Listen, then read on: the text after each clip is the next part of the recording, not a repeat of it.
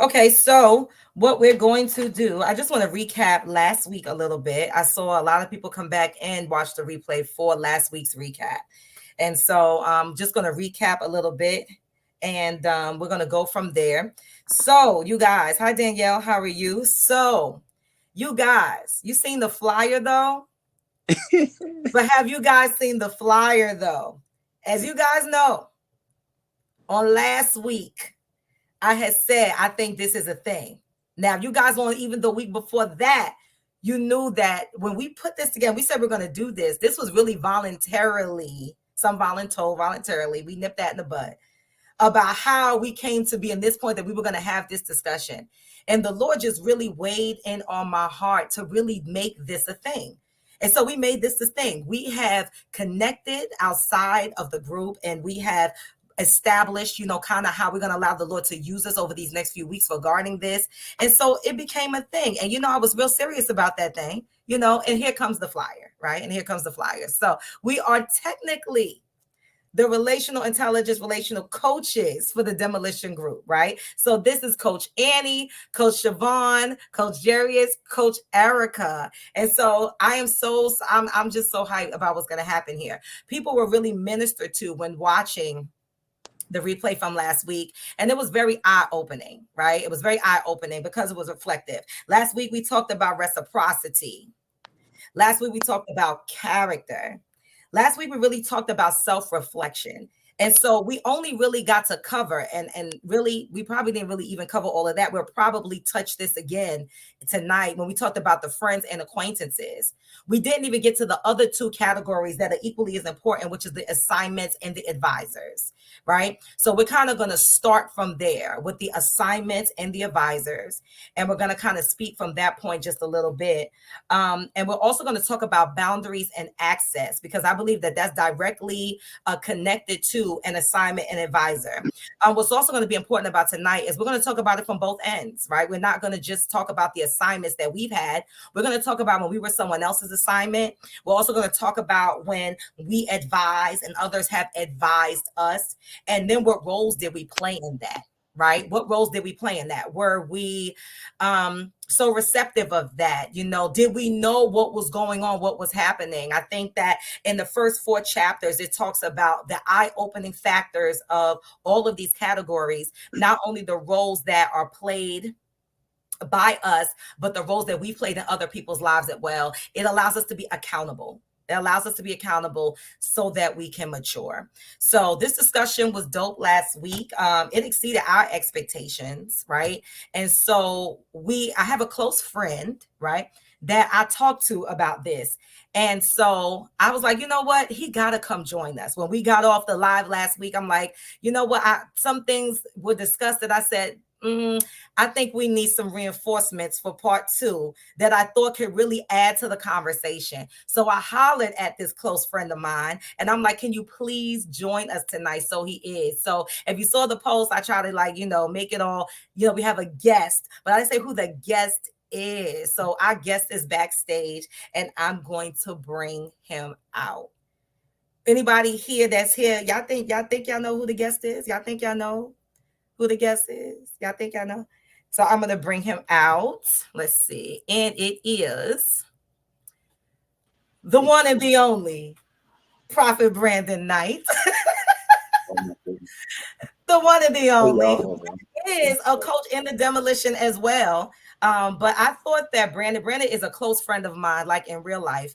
I just thought it would be really good because the conversations, you ever have those conversations with your friends that you just wish you had a recording button on all the time? I mean, we do it with Erica, with Shavaya. We just wish that we could record every conversation because it has so much wisdom in it. It was so weighty, and I can think of the times that he's ministered to me about things that were going on. He has been one that has made me aware of where I was, even kicking and screaming, even though I didn't want to hear it. And so he has done that, and so I'm like, as we talked about last week, I'm like, he has to join this conversation. So I hit him up. He watched the replay. Some things he experienced in the replay, I want him to share that. but I introduce him and he'll be a part actively of this conversation tonight. So Brandon, thank you for accepting our invitation. And you can go ahead and kind of share what the replay experience was for you and just what you want to share about starting for tonight. All right. So first of all, good evening, everybody. Thank y'all for having me. I am honored and nervous. There's a whole lot of pressure when you call somebody the special guest. And y'all know me. I'm just Brandon day in, day out. So, oh boy. Happy to be with family. I love y'all. I think Erica is the furthest. We're gonna pray that we get to make trips to New York, or she gets to come to Virginia soon, more often. But I did watch the replay, and I literally had moments in just listening to you guys where I had to stop. I told Kiani literally it was like when I was a kid, I used to have respiratory issues, but I was so wild and crazy. Like I would do crazy things. So I was on the slide, and the slide had like a fireman's pole, and I run to try to run and jump off and grab the pole, and don't grab it quite the right way, and I hit the ground. But when I hit the ground, I hit it so hard that I literally kind of go, I can't breathe because the impact has knocked the wind out of me. There were literally moments listening to you guys where the wind was knocked out of me and I felt like I couldn't breathe. And one in seasons past, I would be offended by that level of impact. But this go round, through growth and development, I am just extremely grateful for you guys doing this, and extremely grateful for those who will say the thing that some are either scared to say or don't know to say, that brings you into reality. It's one thing when you are that for other people. It becomes such a blessing when you are able to receive that as well. And so I just want to say to each of you guys, I'm honored to be on the stage with you. Thank you for your transparency last week, your honesty, your vulnerability. Um, I know that if it blessed me the way that it did, there are countless others who may not even have seen it yet. What is my point? And all that I'm saying is, you guys, please keep doing what you're doing. Um, all of you are gifts to the body of Christ in your own right. And I just want you to know that your impact is impactful. It is not smoke in the wind. It's not just something to do. For me, I had to listen to it in increments. I told Key 30 minutes in and I had to stop because I realized, number one, I have work to do. Um, Number two, I have for a long time ignored. I don't know if we want to get into that yet.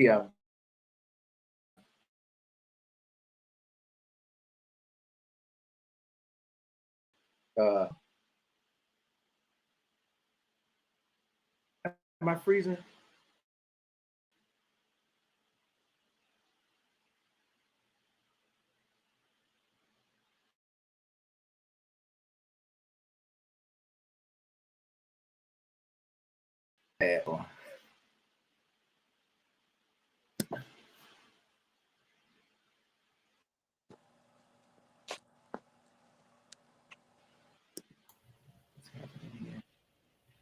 Oh, come on. Oh, that's gonna be a good one tonight. It is. I feel hell is nervous. Yeah, real nervous. Sure, I feel hell is nervous. So Brand's gonna take a minute and get his connection straight. And then when he can get situated, I want him to finish what he was saying. I want him to finish what he was saying. Okay. Meanwhile, I saw some of my family come up in this sanctuary. I saw Dre E. I see Dre Mason, Shantae. Hey guys, Jacqueline. I saw some of them come in. I just wanted to acknowledge them really quickly. So let's see here. Shantae said her connection is choppy too. So we don't let us stop and pray for these airwaves. Don't do that. Hey Dre. So I'm gonna kind of press in. So Now, assignments, right? Assignments. So what exactly is an assignment, right? So the assignments, right, it's a post, a position, it's a specific task given to you for a reason, okay? That post or assignment is a trainee, a mentee, someone that you've been called to coach, okay? Someone that you've been called to coach.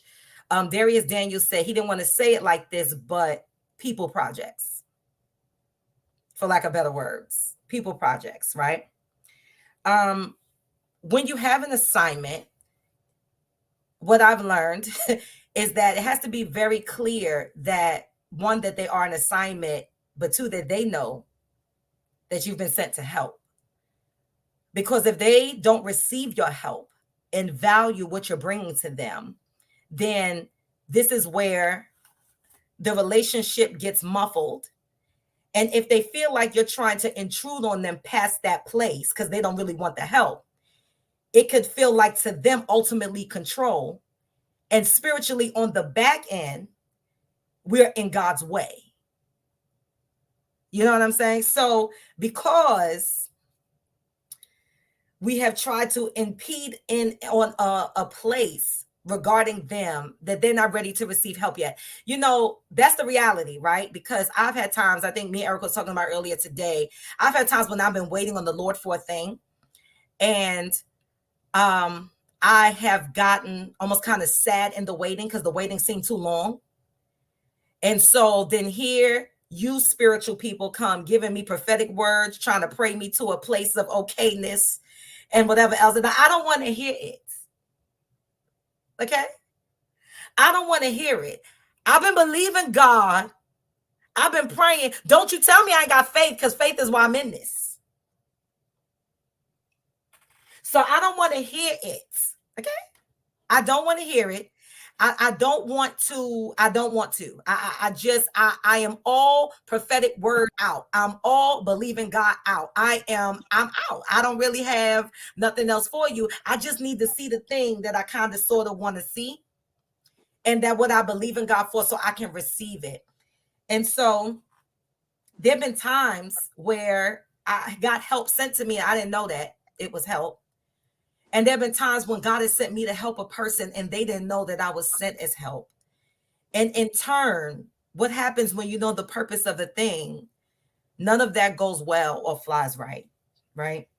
So what I want to talk about and we want to press into is, for you guys, the assignments that you've been given. Did you know that there were assignments?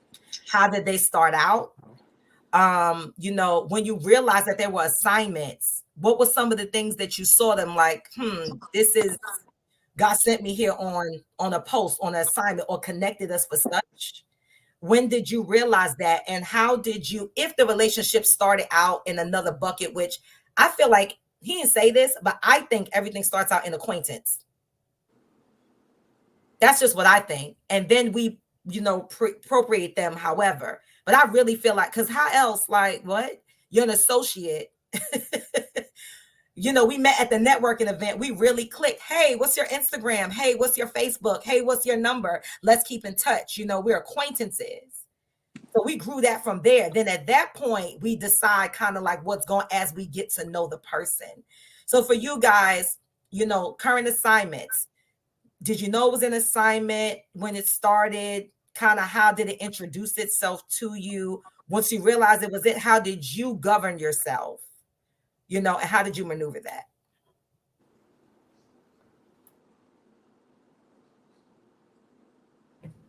That's a good question. I'll go first. So I feel like for me, assignments have in this season come to me, which is interesting because I'm always surprised when they come. I'm always like, really, me? I feel like for myself, typically I don't go out looking for assignments. I don't go out looking for who I will coach next, mentor next, and things of that nature. But like you said, it kind of happens naturally because you can be acquaintance and you're friendly with a person, And then all of a sudden, there is a clear desire for them to get support from you, wisdom from you, guidance from you, and things of that nature. And so I remember the first person that ever reached out to me, I was like, really? You want me to be your mentor? And it was actually scary for me. And I prayed and I was like, God, how do I do this? I got a book, Mentoring 101 by John Maxwell, because I'm a reader, y'all, and I want to do things to the best of my ability. So that's the practical and the spiritual. So, you know, God led this person to me. But I remember I was in a meeting with this person, and this person said, I'm in need of a mentor. It's not really that many mentors out here, right? Not many people that we can come to. And I remember the Lord telling me that I could be this person's mentor. And I was like, well, God, they're going to have to come to me. I'm not coming to them. So I stayed, what the book says, friendly. I stayed connected. I stayed open that if they wanted to talk to me, if they wanted to connect with me, but I didn't present myself as someone who's saying, hey, you're looking for a mentor, I'll be that mentor for you. I believe a lot of times that person ends up having a desire to connect with you. And I think that's what helps us to not position ourselves in a way that we're not supposed to be positioned, because I'm not trying to be to someone that they don't have revelation that God is sending me in their life to be that person. And so that's been really big for me. To kind of add to what she was saying, I think for me now, what I start to notice those who are assignments to me is that they kind of start heeding a little more to my words. Like, you can kind of always tell when somebody's really paying attention to what you're saying and they're absorbing it. And I think one of the things I had to understand was that for me, I kind of slept on what I could give to other people. But then I started to notice, like, oh, shoot, this person was really, they brought it back up to what I said last week. I'm like, bro, that was just something in the moment. But it was something that they really held on to. So I think that's kind of how I identify them now. I think before, I never realized that just because I wanted to do my own thing. I think that's why probably like a big thing with people now is that, like, if we don't understand that those people are assignments or those are people projects, because we are so busy trying to do our own thing. I mean, because truth be told, they're kind of a bit of an inconvenience sometimes. So a lot of times, if they're inconvenient, we don't really want to deal with that because we got this one track right here. We're going forward. And then we got a pit stop for a little bit. And then even sometimes that assignment kind of goes with us forward. But I had something else I'm going to say, but I'm going to wait till later on because that's going to derail the whole. Yeah. So. Can I jump in there then? So assignments. I agree with both of you guys that they have found me. And if you know me, I don't consider myself anybody's anything. I really don't. I just obey God. Probably several of you on have probably received a prophetic word or something where the Lord has just strongly and almost twisted my arm to make me say something, right? Where I would just hide in the shadows. But if I be honest, when assignments started coming, I, like Siobhan, was scared out of my mind. I did not think that what I was saying and what I was bringing to the table was that significant and as profound as other people seem to have experienced it.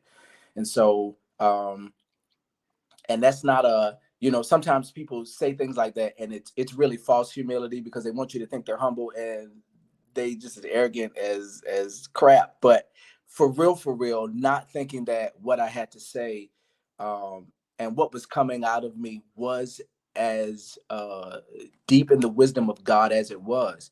I'll just be honest. When I met Kiani a few years ago in conversation, her response one time blew me away. And she said, "Do you hear yourself?" She said, "You just said that so casually." She said, Did you hear what you just said? And I was like, huh? I didn't get it. I really didn't get it. So when it came to assignments, I just didn't consider myself educated enough, experienced enough to be anyone's mentor. I saw myself as one who needed a mentor.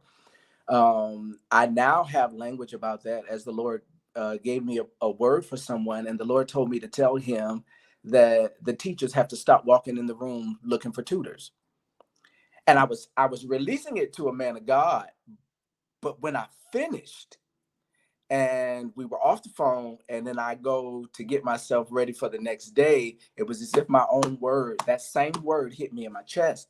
And I realized that the Lord was saying to me, you've got to stop showing up in the room as if I'm not with you and as if you are not called to do what I've called you to do. So I think one of the things about mentorship is that you've got to get really clear about who you are, right? It makes you get clear about who you are.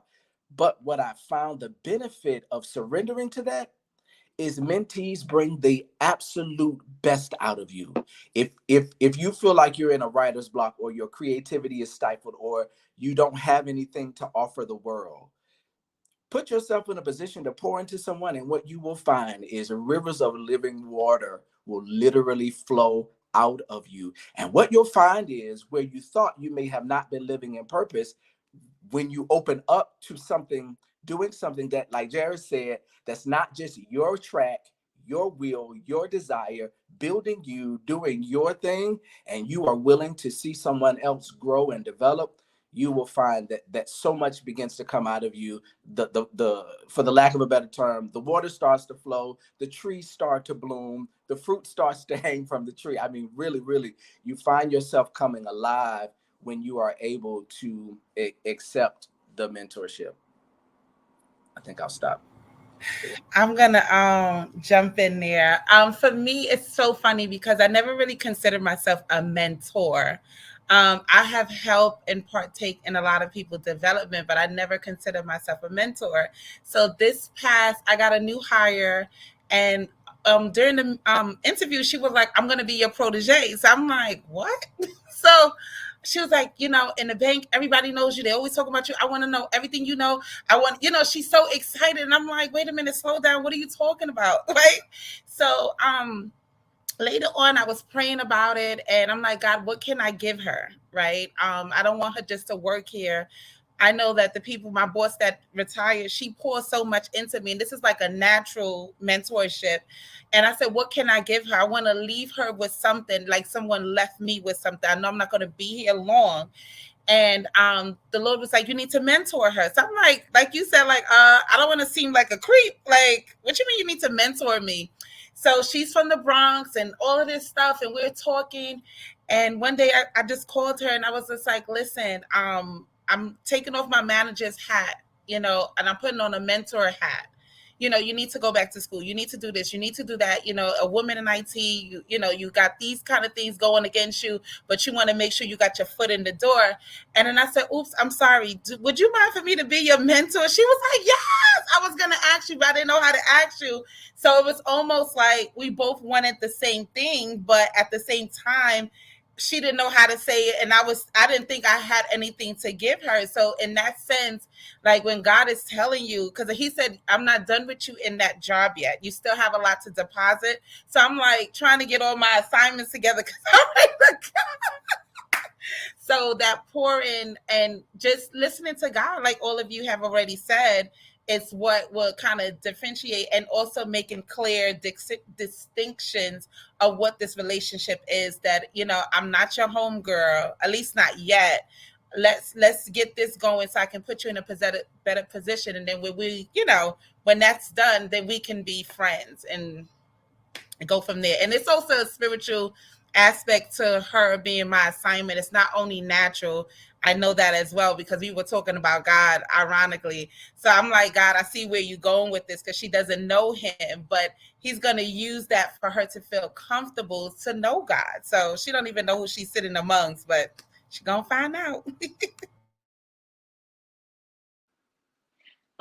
As for me, I don't think my experiences have been like all y'all's experiences for real, because I guess maybe it's because I'm the youngest one here or something like that. I don't know.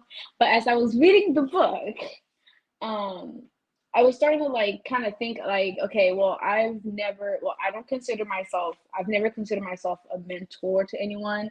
I think just because I'm like, well, I'm like the youngest one. If anything, I need a mentor or I need an advisor or I need someone to coach me. But when you're like, when you're in college and you seem to live a little different than most of the people you're around, certain people are drawn to you and stuff like that. And I've never had to like go out to like find someone to do anything because first of all, I would never do that. No, I would stay away from the spotlight. That's what I do best. Praise the Lord.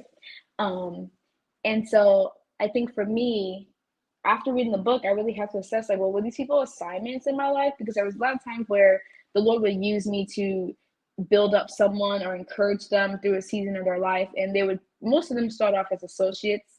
I knew them because we had class or because we did something together. And in some way, somehow, we would, kind of over a long period of time start to draw a little closer, but it wasn't like, well, at the time, because I really wanted friends, I thought it was like, oh yeah, this person and I are about to be friends. No. You were just there for a season where you needed me to, help you pray through something, help you pray through the season, encourage you, build you up. And it was also in like certain times where I realized that with one person, it was her last semester and she was really going through it. She had like a rough previous semester and this was her last semester before she graduated. And I mean, I don't know if I'm like, okay, she was an assignment per se, but I know that the Lord used me to minister into her life. And it was the first time that I had actually given a prophetic word to someone who was like a peer. And I was like, did you just, what? I was shooketh. But I was like, okay, well, this is very different. But like once that season was over, I realized that our relationship kind of started, like there was a shift. There was a change in the way we interacted. It wasn't like negative. It was just like you could see, okay, well, this person is like, okay, we're back to being associates. Like I know you, you know me, but there's nothing else, there. That's how it was for me. So good, so good. So you guys, I was taking notes while all of you were talking. And so I'm gonna just start with Annie and move through. So something Annie just said that is to be considered is she was saying, kind of like were these people assignments because the time was so brief, right? So is it possible to have an assignment for the day? I think we're thinking about it. When we think about assignments, we're automatically thinking long term, right? Because we are thinking about mentorship, training, somebody that we're going to coach over a time period. So yes, that's so. But when it comes to assignments, because of what we talked about, what is an assignment? A post, a position, and a specific task given to you for a reason. The woman at the Walmart that you ministered to, that you evangelized to, that didn't even know that you were a prophet of the Lord, that was an assignment. You know what I'm saying? Because it was a specific task for a time that you collided at that time. That was an assignment. So I think that I just say that to say, as far as so that we can be aware of kind of our surroundings. What Brandon said was really good about being clear of who you are, right? I'm really big on, as a leader, being self-aware, right? Because what I don't want is, how like you ever look at somebody and everybody is looking at this person like, really? And this person lives somewhere else in their mind, and everybody looking at them and they live on Saturn. Like they don't even understand what we looking at, but we all can see it. I never want to be that. You get what I'm saying? I never want to be the one that is oblivious to my current state. So it is important for us to be aware, because that's how we know how to navigate. When you all kind of touch this, but which is as far as like, I love how when Erica said this too about the new hire, she was just waiting for, Erica, she realized something. The girl said, teach me everything you know. So there goes the acknowledgement that you have something that I need, right? Then Erica prayed about it, took it to the Lord, went to her on another level. Hey, I'm not your supervisor right now. I'm coming to you as this. I'm saying now I took in consideration what you said. I kept the thought in mind, and here's what I can blah, blah, blah, blah, kind of talked her into it. And it said, oh yeah, would you like me to do this for you? And she was appreciative and grateful because that's what she wanted anyway. There was full acknowledgement on both sides of the value of this relationship. So they should be able to navigate this strongly because they're both on one accord about what's going on. Now, regarding what Annie and Javis said, what I was thinking about was, I remember when I first started consulting years ago, right?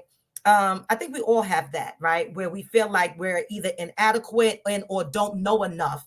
And we feel like there goes the imposter syndrome. We feel like we kind of a fraud, right? Because you want me to teach you what? And I'm a babe, like I'm on Similac, and you want me to teach you exactly what do you want me to teach you?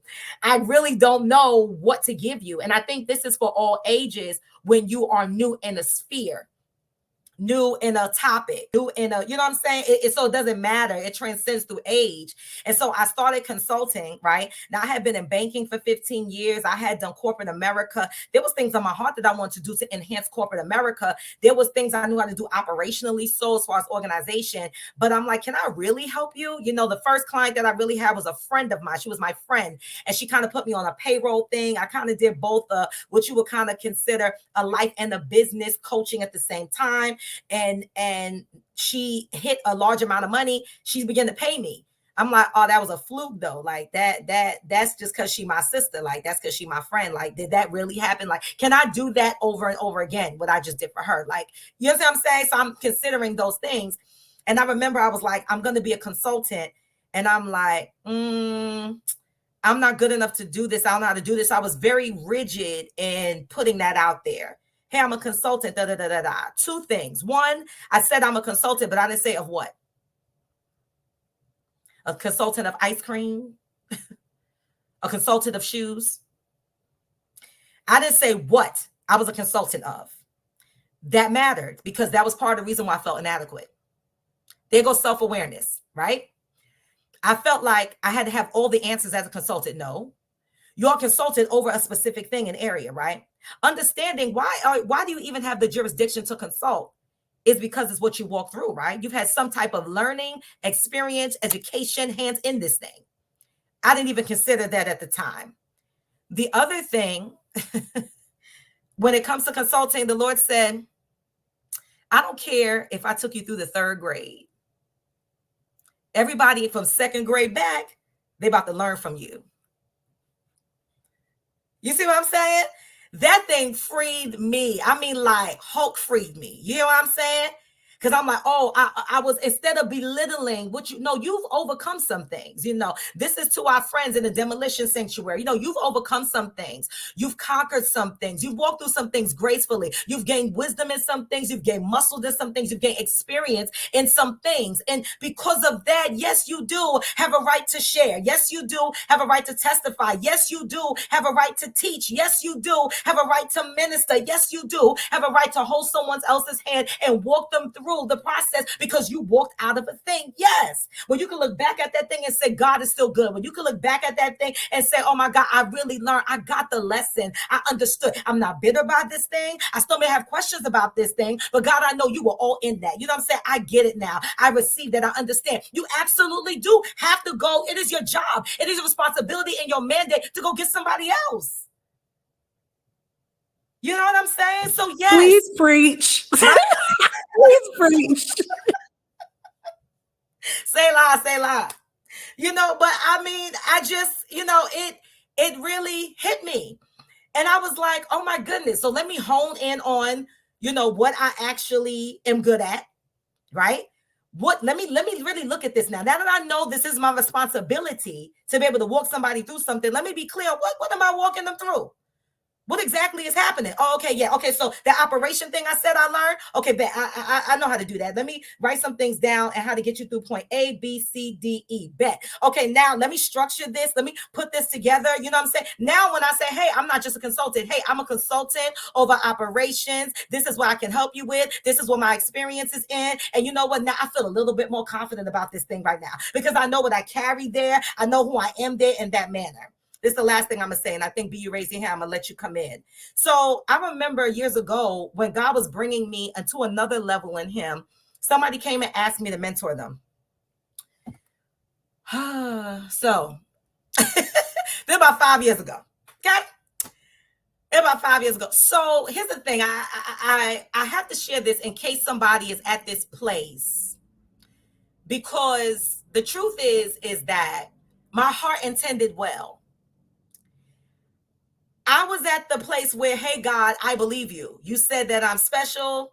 You say that I'm called. I believe you. Somebody comes up to me almost confirming, stamping, approving this new season that I'm in by saying, hey, can you mentor me? Okay. I don't know what that looks like. I say, yes. Several errors. I didn't pray about it. I just made myself available to help. I didn't know her well enough. Met her at a conference. She could have been Chucky little sister. I don't know nothing. I wasn't clear on what she needed help with before I agreed to the assignment. I didn't even make sure I had time for her. How did I prepare for this? I messed up. I dropped the ball on that one. And I started out that way, but I know I disappointed her. We cool today. I know I disappointed her because I wasn't available like I needed to be mentally, spiritually, even emotionally. Because something Darius said too, Pastor Darius said, you are making deposits. Don't expect a return with assignments. They will add some value to your life. It will be a good experience, but understand this assignment, you are making deposits. And be clear on that. And so that's what we're talking about too, of not misappropriating what's what, so that we can be clear, so we're not in a false expectation of what's happening here. You know, if I'm mentoring you, we touched this last week, like a smidgen, about your maturity level and what you share in front of whom you share with. You don't just share certain things that you know the people that you probably been called to mentor, or you know they look up to you, and somehow, even if it hasn't been something formally said, you don't just do some of those things that you would probably do at your equally mature peer groups sessions or get-togethers, and then turn around and say whatever in front of the babe. You don't do that. That's irresponsible on our part, and it's not fair. Because did their heart and then did their development grow its stature strong enough to be able to take what was going on? I think I mentioned this last week. I started to and I stopped. I went to a church and the usher was like, not nice. And I was like, lucky for you, I'm mature enough to know that just because you may be having an off Sunday does not reflect this ministry and this church's heart, or how they love God, or how they even, you understand what I'm saying? How many people do that? Right? The usher was, I'm like, oh, I don't even want to sit anywhere you got to put me, because, you know, well, I don't even trust you. And you the usher. I could have let that reflect how I saw the pastor, how I looked at all lately. I could have let that dictate everything instead of just taking it for what it was and not internalizing everything and whatever, and go sit my happy tail down like I did and go enjoy somebody's church service. And let that be what it is. You know what I'm saying? Let that be what it is. So I think that both parties understanding what's what is vital. Like, I can't be talking about trying to mentor you and you don't think you need anybody to whatever. Yep, go ahead. I was just going to add, I was just sitting here thinking, this really dropped in my spirit, because there are times, he didn't mention this in the book, or maybe I missed it, I don't know. Anyway, there are times where someone is your assignment, right? And they don't know they need help, or they may not necessarily want help. And, you know, for me, I'm an intercessor first. If that is the case and God is laying them in my heart, and I know that it's like a nice, good wall between us, what I do is just begin to pray for opportunity, but begin to intercede for them on the back end, right? Because that can still be a part of the assignment, where you're the silent person mentoring them, but mentoring them in the spiritual realm, where you still stirring their life around, but maybe not on a face-to-face contact. Because sometimes the people that God asks me to help, they don't like me and I don't like them. And I'm like, how this gonna work, God? But eventually, when I begin to put them on that assignment of intercession, they come around. Like, God told me I need to come to you. You got something to tell me. Then now I can, instead of me saying, well, I'm so cemented with you, you need to listen to me. That's not going to work, right? That's just not going to work. So I just wanted to say that part. Like, they may not be ready, but then on the back end, we just need to pray and intercede for them until that time, because there has to be a time allotted for, you know, the mentorship. So that's it. I'm out. Go ahead, Bishop.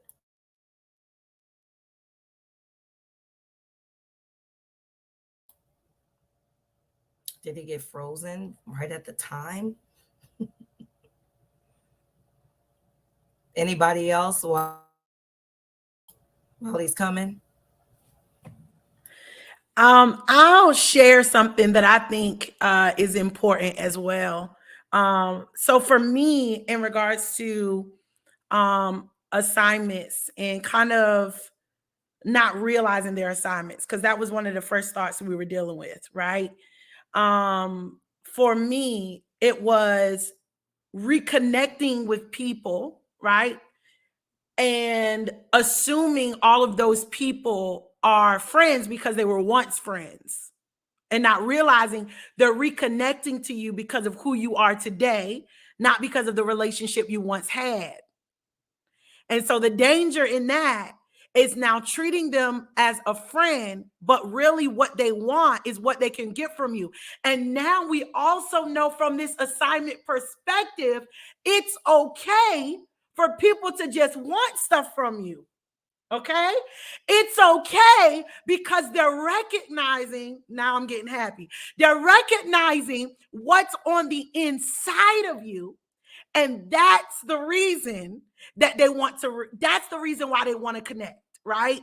And so now, if we understand that, then I'm not going to be upset because my job is to make the deposits. You're pulling on me, which is only making what's in me have to stretch. So a lot of times I believe that mentorship is an opportunity where God is trying to stretch you. Assignments are an opportunity for God to continue to stretch you, because you had this on your prayer list, but now you also got this. And God's going to show you this, and he's going to speak to you about this person and all of these different things. And so it's an opportunity now to be stretched beyond you where you currently are, but recognizing and understanding you still have what someone else needs. I heard someone say before, I can't remember who it was, but they literally said that when you pour, you open up the opportunity now to receive a new pour. When you impart, you open up the opportunity now to receive more. But you can't go higher if you're not willing to release, if you're not willing to impart. And so if God is now presenting to you assignments, it's really a sign that God is saying, you've done well on this current level, but now I'm calling you higher. Now I'm calling you to more, right? And so I thought that was really good to share, because we have to be careful that people that are trying to reconnect, that we don't automatically put them in a category or a bucket, as my sister Erica would say, put them in a bucket that they used to be in. And the reality is that's not the bucket they're coming to you in this season.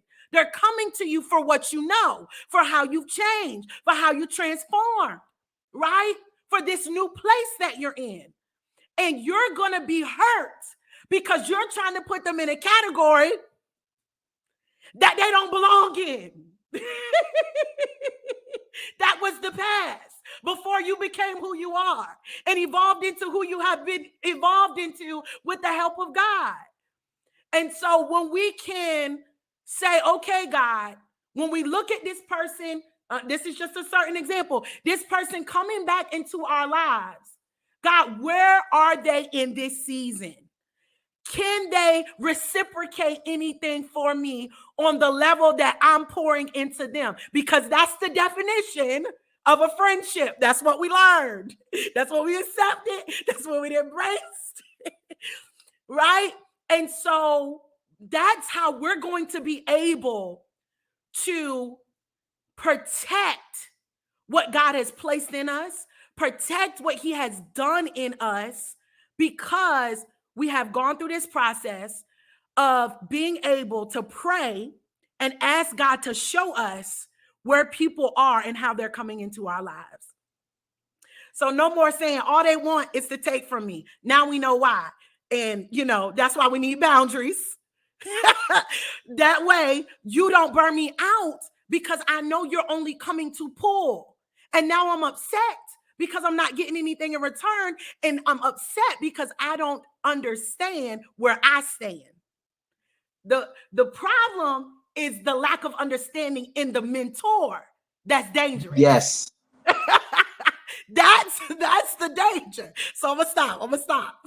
I'm gonna jump in right there because all right, after that is you. one of the things that I learned is that if you are going to position yourself as a leader, a mentor, a coach, a guide, a father, a mother, one of the things you're gonna have to do is to kill your ego, so that you're not offended when all the baby wants you to do is feed them and change them and do what they want. That's what babies do. When babies want what they want, they say wah until you do what they want, and then they stop, right? But if you're not clear about who you are, then one of the things you will do in your ego is, and I've seen this done, I don't want to use specific examples, but I've seen people who were supposed to be mentors and guides and coaches make people chase them. I'm serious. It's disgusting. But what you realize about it is that the person is trying to fill a role. Kiani and I were talking about something the other night, and I said, I finally have language for what we were watching. I said, I know a lot of people would try to badmouth this person and call them this and call them that. But what we were really looking at was a teenage father, right? We were looking at a teenage father who had stepped into a role of responsibility, was still trying to figure out who they were, right? And so they fumbled the ball so many times, like over and over and over again. But the reality is, it's not because they're not who they are. They are who they are. They are an immature, whatever they are, right? They are a young, whatever they are. They are a probably still broken. Okay, listen, you can go to the gym, right? I can go to the gym. Y'all have seen it. You go to the gym and you bench pressing and lifting and lifting and lifting and lifting and lifting and lifting and lifting. And Joker come out the gym and they walking around like this. And then you look down and you think you're looking at olive oil in the legs. Because strength in one area does not necessarily guarantee strength in another, right? You've got to know before you take on some of these assignments, whether just because you have the strength up here, you may not have the Bible speaks about it when it tells us to strengthen our feeble knees and ankles so that we can stand. That while you may be able to lift, you might not want to lift yet. You might need to hold off because you need to make sure your legs, maybe your arms can handle it. But if your legs give out, you and whatever you're carrying is coming down. You understand what I'm saying? It's coming down. So you want to make sure that you are aligning yourself holistically. Get your ego out of the way. Make sure, like Kiani said, make sure that you actually can carry this assignment before you take it. And it's okay to say, now this is different from the imposter syndrome. There's a difference between denying who you are and being clear that you are not ready. They are not one and the same. They're not synonymous. There is a difference. There's a difference. And so I think you have to be clear and know for sure that this is something that I can carry. I was going to backtrack though to when Kiani was talking about the time of assignments, because I feel like somebody really, really, really needs to be clear about this, is that if we are not careful, if an assignment can come, right? And you fulfill that assignment. But again, when I was talking about that ego, if you don't kill that ego and you want to remain in a seat longer than you are supposed to be there, God has sent me to this person, sent this person to me. I've fulfilled my role. I've done what I'm supposed to do, but I'm not comfortable. I'm not secure enough to let it go because it's been feeding my ego for the last 2 years as I've been mentoring you. And my time with you is up. I have given you what I can give you. Here's the reality. It may be time for us to become friends. Possibly. It may become time for the role, like Kiani had an instance where the roles reversed. Maybe I was the mentor in this. Maybe it's time for you to mentor me in this. You heard Kiani saying, you know, how I have been there for her and some of the things that I've talked her through. But let's talk about the fact that this woman of God, we might get into this tonight. This woman of God has been the same for me and was telling me something that I was offended by. I wasn't overly offended because I'm not a person that holds things long. We were talking about it last night too, but I don't hold things the night before. I don't hold things very long. So I'm the guy, forgive it, move on, sometimes to a fault. But where Kiani has said some things to me that in the moment I'm like, she don't know what she's talking about. She wrong. No, that ain't me, right? And then another season turns and something happens and my eyes are open and I said, oh my goodness, that's what she was trying to tell me. She saw a blind spot. And I didn't mean to go this far into that, but anyway, she saw a blind spot because we don't see everything, we don't know everything. But she saw a blind spot and she loved me enough to tell me the truth, even though I was resistant. And she loved me enough to keep telling me. She kept saying it. And I remember just saying, who the heck is she talking to? She was talking to me. But anyway, the point I was trying to make is that you have to be sensitive enough and take your ego out of the way so that you know that if my assignment was just for this, then it's just for that. And I'm going to do this. And then I'm going to go on my way and let you be great. The other thing is, you guys talked about it, but I don't know why I feel like somebody needs to be clear about this thing when someone needs what you have, but either they are not aware or they're not ready or they don't want it from you. Okay? You have got to be okay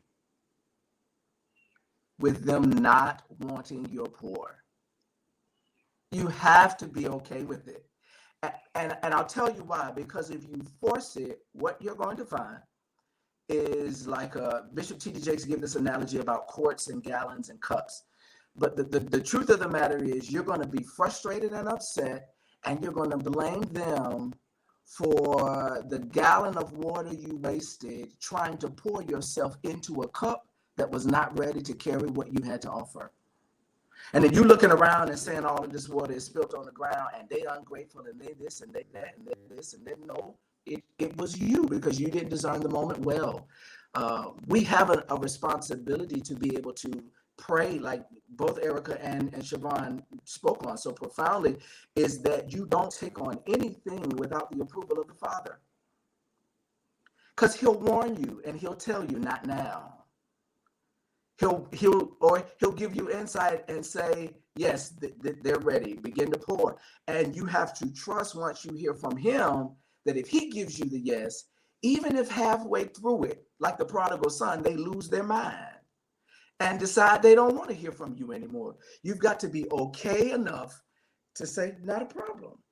You're well within your right to exit stage left or right or wherever you want to go and not internalize that and take it personal that there is something wrong with you because what could have been an assignment wasn't ready.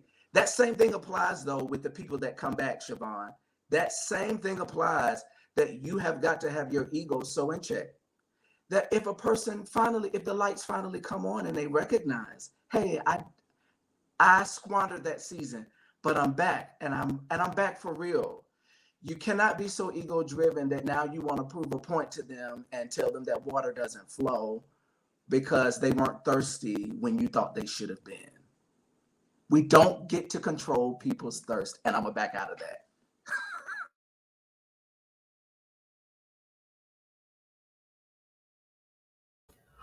Oh, Erica, you said you had something? I thought Jairus wanted to go. Jairus, and I want Annie to chime in too. Well, I was just gonna say, as you guys was talking, just thinking biblically, what happens, like when Jesus was healing the 10 lepers, um, they left. Only one came back to say thank you, right? He had an assignment. He came, he said, the Spirit of the Lord is upon me because he has anointed me too. We always forget about that too, right? And we hold in that too, that anointing that we use to break yokes. A lot of people are not going to come back. A lot of people are not going to come back to be our friends. And we have to be okay with literally being used, right? They use Jesus. They didn't come back. They didn't join the discipleship. They didn't do this. They didn't do that. So we have to be okay with being used because the Spirit of the Lord is upon us, within us, to do what he needs us to do. And that's it when it comes to assignments. And when I begin to think of it that way, then I don't feel like, oh, they used me. They were supposed to use me. That was the part of the assignment. They were supposed to get what they needed to get from me and move on to the next person. Because what a lot of people do is like, oh, she was with me first and now she's over there with Kiani. She just jumping from person to person. Yeah, this child's jumping to get healed and delivered. You may not have the anointing to break the yoke that Kiani has, right? Or Siobhan or Brandon. We are not God, right? We have a certain capacity. Once that person have reached and known in themselves like this person can no longer help me, then it's okay for them to transition to somebody else, because at the end of the day, we got to be on one accord. This is to advance the kingdom and to make sure that soul is in heaven. Other than that, at least they're not in the strip club. Let them be with another person, another pastor, another prophet. I don't care. Just so long as they in the house of the Lord and they making it to heaven, Don't start no trouble. then we all doing our job. That's it. I'm out. That's maturity. That understanding right there is maturity. You definitely are hitting on it. And I think one thing to add to what you just said is that you have to understand that if you're feeling some kind of way from them pulling and pulling, is there a wound there for you as well? Personally speaking, I've done that before. But now when I look back on it, I understand that the fact of what was my wound was that I felt like I needed to be needed. I needed to be in this and for me to feel significant, right? And understand that like that person, they needed me for that moment. Like you said, we good. But I wanted to give you more because it made me feel like I'm more than whatever the case may be. So I wanted to kind of hit on that too. But also speaking biblically, that Jesus ran into so many different assignments. I'm saying the woman at the well, the healings, the leper, all of it. And even then, we never see, it's only a couple times that we actually see him actually talk to them afterwards. But other than that, he already knew where he had to go, which was eventually to the cross, right? So even with the disciples, even pulling it back into the 12, the breaking out the 12 and the 3, right? He taught all of them what they know, then he sent them out. And then the 3 that he had was because of the fact that those were the ones that he just knew more, right? But all in all, assignments, like you said, are the ones that are pulling from you. You pour and pour and pour. I thank God for the mentors that I have that didn't come chasing after me because of the fact of I had to come to the realization like, no, like I need y'all more than me. Because I think sometimes as the ones that are assignments, we sometimes feel like they have to come to us. But they didn't know that. They didn't even know that you was an assignment in the first place, for one. And then just give a real live example. And maybe this is just my thing, but possibly this is for somebody else as well. That sometimes you connect with the person. Maybe that person is not the assignment, but what comes from them is the assignment. For instance, like I have 2 goddaughters right now. My second goddaughter, she has another sister coming on the way. But even with her parents, they were friends that came back to me. And then they understood where I was. They saw who I was and then wanted me to pour in that. But then they also asked me to be godfather, right?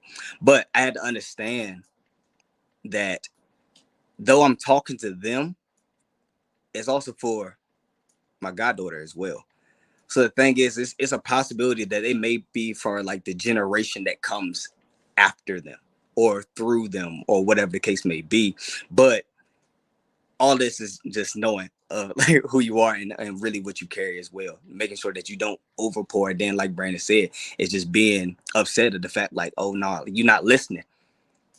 It's probably not for them in the first place. So go ahead, Ann. For me, just to piggyback off of that, I think it's also kind of a question for everyone where it's like, have you ever had an assignment where it wasn't your assignment to exactly pour or teach that specific person or persons, but it was your job to connect them to the person who would do it, or who would take that role of advising or mentoring? I have that where, I got personal and upset because it's like, okay, I see something and I recognize something. I'm like, okay, well, this person, could get connected with this person because the Lord wants to take them this way. And I see that, but they may not know that yet. And it hurt my feelings. I'm trying to give you resources to help you out of whatever funk you may be in, but you want to accept my resources and you aren't taking what I'm saying with, you're not taking it seriously enough because I'm trying to help you, just not in the way that you're thinking I'm trying to help you. But it made me upset because I'm just like, okay, well, I can't, like Kiani, like you said, like if the Lord got you to third grade, you can surely help the second and first graders. If you're a second grader and I'm a third grader, I'm trying to give you a little bit of information because my teacher, I know someone who can help you get to where you need to get to, but you won't accept my help. And I'm frustrated. I have to realize that it wasn't even that they didn't want the help. They didn't know they needed help. So it was kind of like I had to gently, without being frustrated, gently show them that, hey, you need help in this specific area, in this specific way. And I can't give you that help because I'm learning. I haven't gotten to that point yet where I can pour into you in a specific way, or I can give you advice. And I don't want to give you the wrong advice because I'm going to make the Lord look bad if I'm over here telling you something that's definitely off. So here is the resources that I know of or that I'm currently working on that can help you get to where you need to get to. You can't hear me? Okay, good. That can help you get to where you need to get to. So that was my thing, was not getting upset with the fact that sometimes people, it's not that they don't want help. They don't know that they need help. They haven't recognized that, okay, I need a little bit of extraness. I need someone to push me a little more. I need someone to pull me out of something. So that was my thing, was like, okay, it's not that they didn't want my help. They just don't know they need help. Or there's been times where it's like, they just don't want help at all. Like at all. Like people they just don't want any help. They know they got an issue. They know they got a problem. They know they're in some funk. And you like, you're kind of trying to help them, but you're just like, no, I'm okay. But you're not okay. That's what I'm trying to help you. But you're not okay. You're not okay. Listen, no, I have to right here because this was an experience that I had with Kiani. I am a forgiveness guy. And when I say forgiveness, I mean like OD. Like you can rip me, hurt me, stab me, make me boo-hoo, sob, cry. And when I see you tomorrow, I'm going to act like it did not happen. Okay. And I shared this with the men's group as well, that here I was all this time thinking that I was doing the righteous thing, because what I didn't want was my heart to sit in unforgiveness. Because as passionately as I love, I could be, as in times past, as passionate an enemy. I mean bad. The same way that I will love you through anything, I could dislike you and would dislike the fact that you breathe. And because I did, I had a way, a very crafty way of touching you and you not knowing that I touched you. It came out in my deliverance session. Of all the things that came out in my deliverance, that was the one I told Kiani I was actually embarrassed about, was rage and retaliation. What I realized about it is that it's passion. It's just the direction that the passion goes in, right? And so forgive it. And I tell everybody around me, if you know that somebody hurt me, I need everybody to follow my example and let it go. Keith will tell you, I'm big on this. I will withhold the details until I can talk about it without becoming emotional, because I have always been afraid that for the people that know me, if you see me get emotional and then something breaks my heart, it makes you, I don't know what that is. It makes people really want to fight. I learned it at a very young age that if people saw me fall apart or saw me in pain, they wanted to do something about it. So as I got older, things would happen, and I transitioned through life where things would happen and I never talked about it. I didn't bring it up because I didn't want the response of people against the person who had wronged me. So here I am, this big forgiveness guy, and will share it anytime, anywhere. If I'm listening to a situation and you're telling me, I can tell whether or not you've forgiven because I know what forgiveness sounds like, looks like, feels like. It has a frequency, right? What I wasn't good at, because I was so quick to forgive, I would say, forgive them. They messed up. It's okay. Take the whole thing, throw it away into the sea of forgiveness. Here's the deal. Here's the problem. The trauma of what was done to me is still very present. I just don't know it. Right? There's a reel going around on social media of a guy who's trying to do something on like the roof of the house, and he falls off the ladder and hurts himself. But when the woman walks up and says, "Are you okay?" He jumps up and says, "Yep, I'm good." And I sent it to Key and a few other people and said, "Oh, how we fake it for y'all," right? Where I could be in pain, but because I'm determined to forgive, I will tell everybody, I'm okay. Everybody calm down. I'm okay. Let it go. And Key would say to me, you don't give yourself permission to feel. And I said, okay, this is retro, okay? So what, stupid?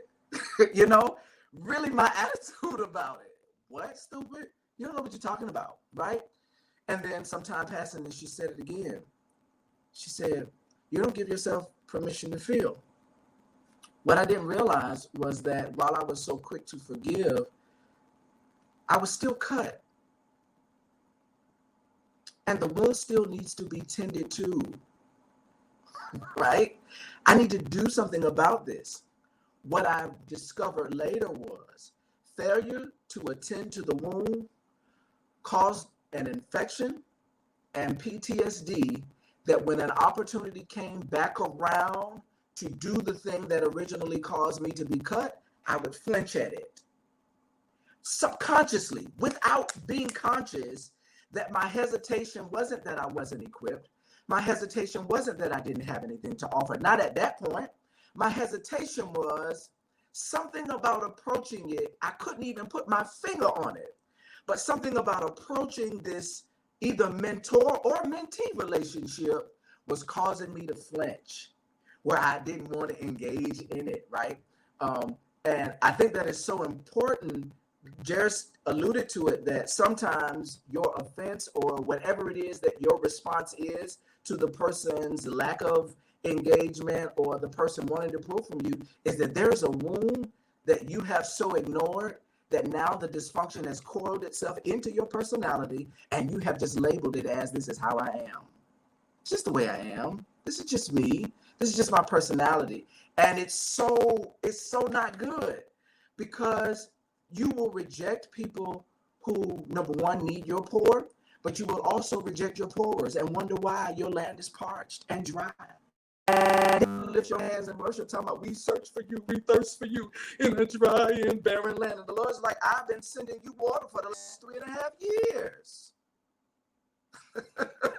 You've rejected what I'm sending you because you refuse, like Jairus said, to address that there is a wound. And I think when it comes to assignments, we've got to, if you're going to be one who mentors and or is mentored, I think if you're going to be in relationships, period, you've got to be dedicated to your own personal healing. And like Kiani mentioned earlier, being very, very self-aware. I didn't mean to go all the way left with it. Whew. Wow. I'm going to try to answer Annie's question, sort of, kind of, in a way. I'm going to try. You know, and then, you know, kind of segue from what Brandon was saying about knowing that you need to be healed, right? You know, one man plants, another waters. When we meet people, we don't know what part we playing in that. And so it's best to, we really got to be discerning of the moments, right? Discerning of the relationships, in addition to our self-awareness. It's best to sometimes walk things out and let it play out, and it'll tell you what's what. I think that, you know, just like the saying that says, when the student is ready, the teacher appears, right? Now, I'm a coach, like I'm an actual coach, that I do this life, spiritual, and business coaching. And so when I first started coaching, I was so excited. I was so zealous to help people. I'm like, oh, okay, you know, I'm coaching people one-on-one, and I'm doing this. And for weeks at a time, I had a 3-month coaching program. And I was doing that from 2019 to 2020. And then COVID happened, right? And so I mentally could not do it anymore. And I'm like, I literally closed every open coaching program person I had. I closed it. Boom, boom, boom, boom, boom. I had to end it because I didn't have it in me to begin to pour out. And then what happened is kind of like, as that was even coming to that, I'll be honest, before that, I was feeling like, hey, I don't want to do this anymore. I was getting really drained, but I didn't understand why. And why I was being drained was because I was giving out more than what they were receiving. Hey, not what I'm receiving, than what they were receiving. I was giving out, pouring out. They weren't being accountable. They weren't doing their homework. They weren't doing their assignment. You the one, you coming to me for help, but I'm more excited about you being helped than you being helped. What? You wasting my time now. You're wasting my time. Me and Erica talked some about this earlier, and you could chime in too when you know, but I realized that I was being drained. And then what happened? See, I wasn't fully aware of what was going on. So I started creating some standards and some boundaries. And I definitely want us to hit that in these last, 30 minutes, like standards and boundaries, and say, hey, this is what's acceptable and this is what's not acceptable. So check it out. We have a session. Me and Barbara, we have a session. We talk about some things. We hash some things out while we're talking. And this is just how I do as a coach. While we're talking, I'm taking notes. That session is recorded. And I'm like, all right, boom, Barbara, I'm going to email you when this is done. But let's recap at the end of this call. Whenever I get on the call, I let them know, okay, hey, this is how the call is going to go.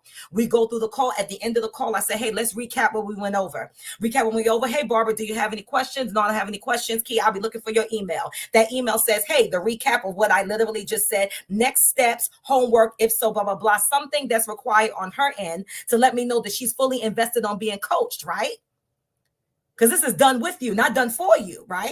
That's a consultant. That's not what you're paying me for. So, okay, so then you go. So then we meet, okay, in our next session. Hey, Barbara. Hey, girl, how's it going? I start the session like, hey, how you been? What's been going on? Oh, I'm fine. The kids is, in Disney World. And then, I got a new dog. Okay, that's cool. That's okay. Wait. So now when we talk about this last session, what did you get to work on? Tell me some of your highs and lows from the last time that you talked. Oh, well, this and this and this and that and that. Oh, okay. Barbara may mention the same challenge, right? Which is cool. But I'm like, according to my notes, there was some steps that we gave the next time that challenge comes. Hey, Barbara, remember step number 2? Did you do that?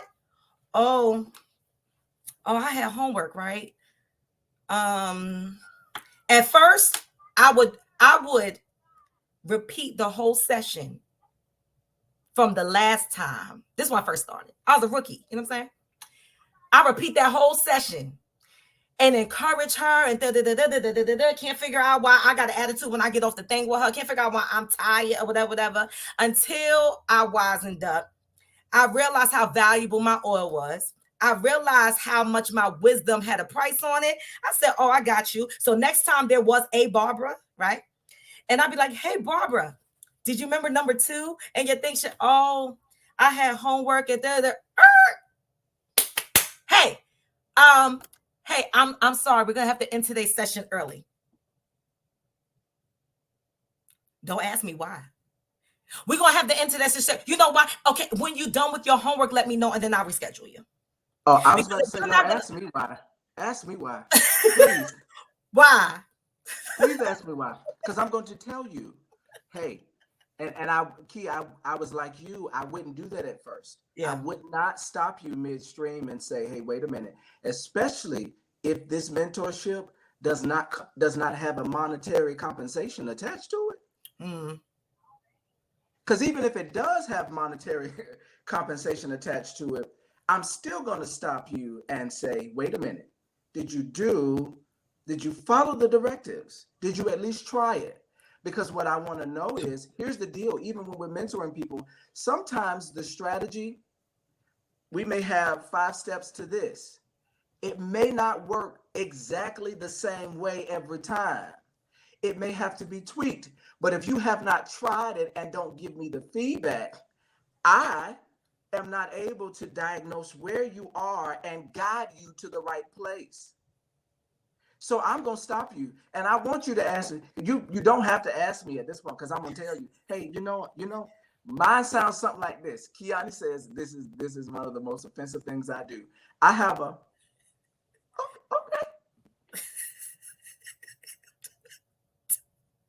When the pitch change. and it's so disrespectful, because that okay means I'm not going to argue with you. We're not going to banter about this. I'm not going to go back and forth. If you like to continue talking, we can change the subject. We can talk about something totally different, because what I'm not going to do is to keep having this conversation. But anyway, go ahead. So, my God, he's right. That okay thing, I have heard it. I have experienced. I have been the recipient of and I know it. I'm like, dang, he done. He ain't gonna say nothing no more. I know it. I already know what it is, but I had to, my point of sharing that was I had to get to a place where I set boundaries in place. I did not correlate the fact that was why I was feeling drained. I just knew I needed to set boundaries in place because I needed to monitor my time, and times even when it's a paid and or unpaid, like today I have unpaid mentees that God has really assigned me to. And still even managing that and what that looks like in this season, because I have not really technically mentored anyone in over 2 years. And so that's really just coming back now, but I know it's significant of the season. I also believe when God has called you to pour, when mentees come, right, it is significant of your elevation in the Lord and in the spirit. And I believe, and somebody hit this, when you're pouring out, it is to make room for more to be poured in. And it also shows your responsibility level and your stewarding, right? Because God has entrusted you with his precious, with his vessels. And so that part is very important. I think that knowing that you need help is a big deal. While Annie was talking, another thing I thought about too is I love marketing, right? That's my other part of my heart. I love marketing and business. And even when I'm doing marketing, I'm talking in a way where even post, I'm talking to the person that know they need help, and I'm talking to the person that don't know they need help. We don't realize this. If you're doing marketing, right, and you're saying things like, hey, come to my new program, you'll get A, B, C, D, E. And the person that probably need that is like, I don't really need that. That's not relative to me. What I suggest, right, for you business people, this one's for free. What I suggest with the A, B, C, D, E, I suggest you talk about the symptoms of the A, B, C, D, E, of what exactly that you feel when you're lacking those things, instead of bluntly saying those things, so that people can relate to what you're talking to. Sometimes people feel like they can't relate. Sometimes people feel like it may or may not be you or what you're talking about. Darius Daniels does say, he says, dust your feet off and just keep it moving. You never know how it'll play out. There's times where people may have not known that they needed me at this time, then have definitely come back to me later and say, hey, what's up? There was value here. I realized, because now I'm ready to learn. Now I'm ready to hear. What I noticed too is that when you're a student, each of us are students. Knowing all of you personally, your family, we all are always willing to learn. We never take for granted that, we know this level of wisdom.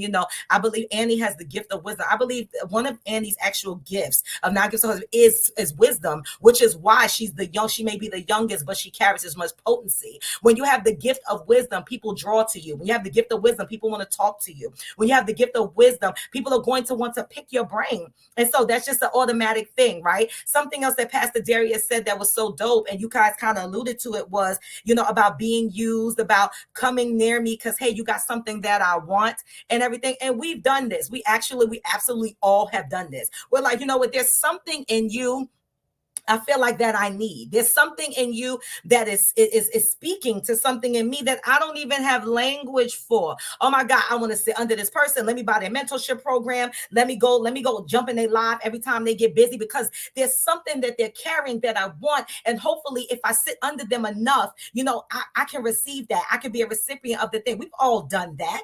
But what has happened is, this is the maturity part, is when you become aware of where you are, you become aware of the season that you're in, you become aware of the relationship, the status, how you guys came together, the awareness of each other. All of that has to play a factor in how you manage those moments. It really does. It all plays in together of how you manage that. What's dope, I was thinking about when we first started this, is that Siobhan and Annie, right? So last year, it's about to be a year now, Siobhan did a conference last year, and we were together. And so this woman of God just, she just, I'm not even going to do this right now.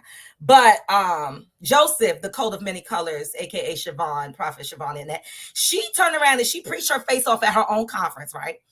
And I remember I was sitting next to one of our other sisters in the Lord. I was sitting next to Sierra Mason, and I'm like looking at her, and I'm like, do you see this up here? Like we staring at Siobhan like we don't know who she is. I'm like, do you see this? This chick, she's not even the same person she was at when we was in the back. Do you see? So we're talking about you can't be serious. Like, we're just watching this, right? That conference did something special in her. That conference put her in another place, right? So we literally watching as she preached her own elevation. So we're watching her like, this is wild. Like, she's metamorphosing and she doesn't even know she's metamorphosing. So we go through that night. It's at the end and it's over. And it just so happened, me, her, and Annie just happened to be left in the sanctuary. I watched Annie all night that night. She was an usher, right? She was there serving, alert and available, so very humble and gentle. And she was just like throbbing out to me. Like she was really touching my heart with the way she just had the on her, I desire to serve. Like she really had that. She was carrying that. I desire to serve. So we just sitting there. She's helping Siobhan do something. I don't know, with a bag, a shoe. I don't know what. I'm sitting there. I think I start praying for Annie. And then Siobhan is kind of like helping me minister to her. And then I stop. I look at them both. I'm like, do you mentor her? Do you mentor? She was like, Siobhan said no, but I forgot she said it was kind of like no, but maybe I should, or something like that to that. But my point is that I saw something. I saw a recipient of the oil that was flowing from her. And I saw the vessel. It's like I saw Siobhan's cup overflowing, and I saw Annie's arms open to receive. That's what I saw. And I believe that they picked up from there, because, I'm saying, that they are what they are today. You know what I'm saying? But they are, that is her mentee, but I'm like, I saw it. And I said to say, as far as knowing that you need, as we mature and as we grow, we all have to stay teachable. Right? We all stay teachable. We all will always need mentors or advisors for different parts of seasons in our life. There will be an area that we need to mature and grow in, and we'll need someone to help cultivate that area and or give us language for a thing that we don't have. We stay humble in that place. We've never gotten to the point where we arrive and we continue to grow and mature in that facet. That has to stay front and center for our hearts when we are navigating what we're navigating. So we're discerning the moments, right? And we are knowing now, after what we've talked about, and I want to hit boundaries and access, is that, we're paying attention to the signs of a mentee. We're paying attention to the signs of them being ready, right? Of them being ready, that they know and or they don't know. One of you guys said, if not one or two of you, about, I think it was Jay, about a mentor not chasing him. I feel like symbolic of the chasing is the trying to push yourself on the, hey, you need help. Hey, you need help. Hey, you need help. Hey, you need help. The truth is that sometimes people know they want help. They're just not ready. I'd rather you do that. I can respect that, to be honest. I was that, if I'm honest. You hear what I'm saying? I don't want to hear this right now. I feel you. I understand, but I've got to resolve some things in here and here for me to really, I got you. Thank you. So, Annie, I'll take the podcast link that you send. Thank you. I'll take the book that you send. Okay. Thank you. The resources that you get, bless you. I'll take the, okay, thank you. I appreciate everything that you give me. I appreciate the resources. Yes, Lord. I appreciate the resources. I appreciate what you have for me. Yes, I do. I receive that. And guess what? If I'm not ready, if you don't see me use my doily yet, right? When I'm sick and tired, when I am sick and tired of being sick and tired, which may be another semester from now, which may be another year from now, which may be the death that I experienced in my family that pushed me over, which may be the job that I lost that I thought was my everything, which may be the soul tie that God severed me from. And now I'm in that broken, humble place. I'm going to go back and be like, Dad, Annie gave me that podcast. Where is that? Where is that? And he gave me that. Where, I'm ready now. I'm ready now. This doily is wiping me out. I'm ready now. Yes, God. And then what happens is, this is how to come back later. What's Annie's number again? 555-91111, because it's emergency. Okay. Annie? Hi. It's Sue. Yeah, I haven't talked to you since 2021 when you definitely got on my nerves because you tried to give me something I didn't want. Yeah. How's school going? Yeah, I dropped out. But I was just wondering, do you have time for lunch? Are you busy? Because I just remember some things you talked to me about, and I just want to see if it's okay. Can we talk about that now?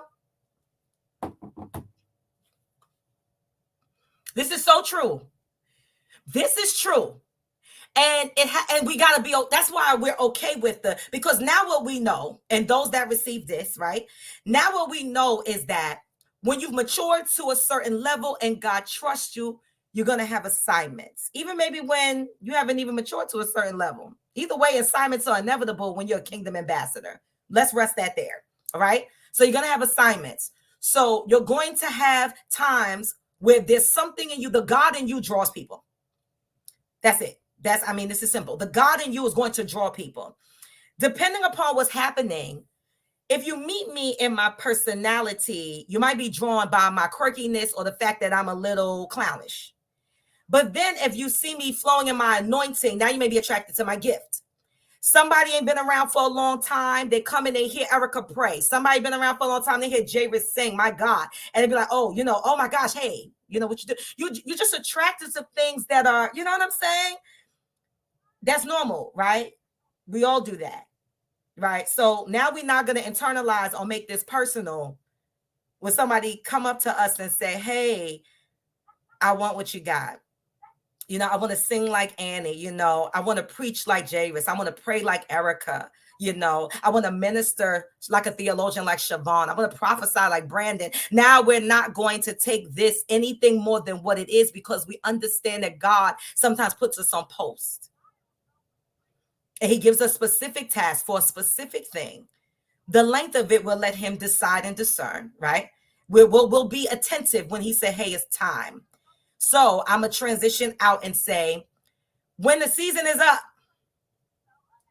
whether it was a week, a day, a month, a year, and we've given them what we're supposed to give them.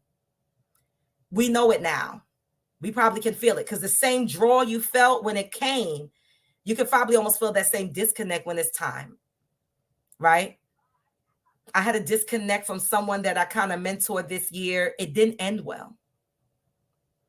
If I'm honest, it's what made me even start thinking about relationships in that manner. Because I mentored this person for a season. And I messed up by expecting the expectations of this person got transitioned to more than an acquaintance, almost along the lines of a friend, not considering that they didn't have the capability to hold me. And so what I was expecting was really almost unrealistic. And the assignment ended. It wasn't just I try to make the assignment a friend. Or try to, that was changing. It was the season shifted. The anointing and the grace for that thing had lifted. Now I'm almost lightweight disgusted. I don't know how to handle the thing. I probably should have approached it better and talked about it differently. But when I did talk about it, it was frustration underlying another thing. It did not end well. Okay. So I'm speaking from this is brand fresh, spanking new 2022 for you. Okay. I didn't do it right. That's the anticipation that we do this right. When the season is up and it's time to transition from that relationship, what are some of the things that you look for? And then what do you do with that? I'm sorry, I didn't mean to do this to y'all, but add to that when you answer. Sorry, Erica. Boundaries and access of someone that you are mentoring and coaching. How do you put that in place? And then when that season is over, how do you transition out?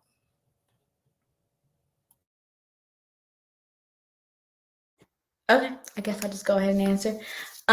So when the season is over, transitioning out, depending on where they're transitioning to, whether they're transitioning to becoming more of an acquaintance or a friend, maybe, or nothing at all. If that's just the end be all, then I think it's just important that we are, I think Dr. Darius Daniels gave an example of someone where he transitioned from, they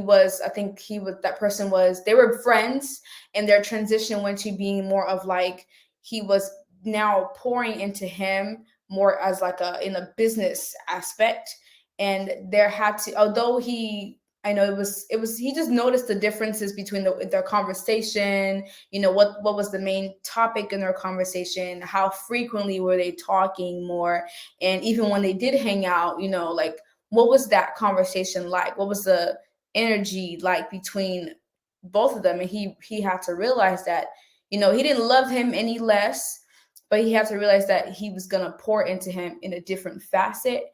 And I think it's important for us to realize, okay, if once we've recognized that there's been a change, I think it's important to recognize, okay, so how is this changing first? Is this going to be now we're associates, or are we elevating? Okay, now we're friends, we're close, we're getting closer. And sometimes I think the conversation is necessary, because if you're elevating a person or you guys are elevating together, you have to talk about it, because now there's different expectations in the relationship versus if you guys are going from, mentor mentee to associates or to nothing at all.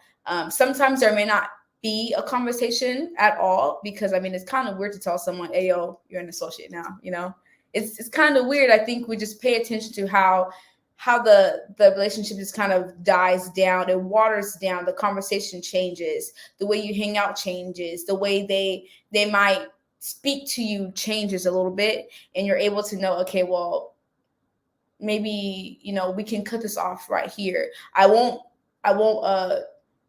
love you any less, because my job is to love you, but there has to be, like you said, boundaries, to where it's like, okay, well, I'm no longer giving you advice. I'm no longer mentoring you. I'm no longer, pouring into you, but there's nothing else for us to have outside of this. So now it's like, okay, well, we're just going to have to cut it there. But if I see you in the street, I'm going to say, hi, hey, what's up? Hey, nice to see you. God bless, and keep it pushing, because there's nothing else for us to do after that.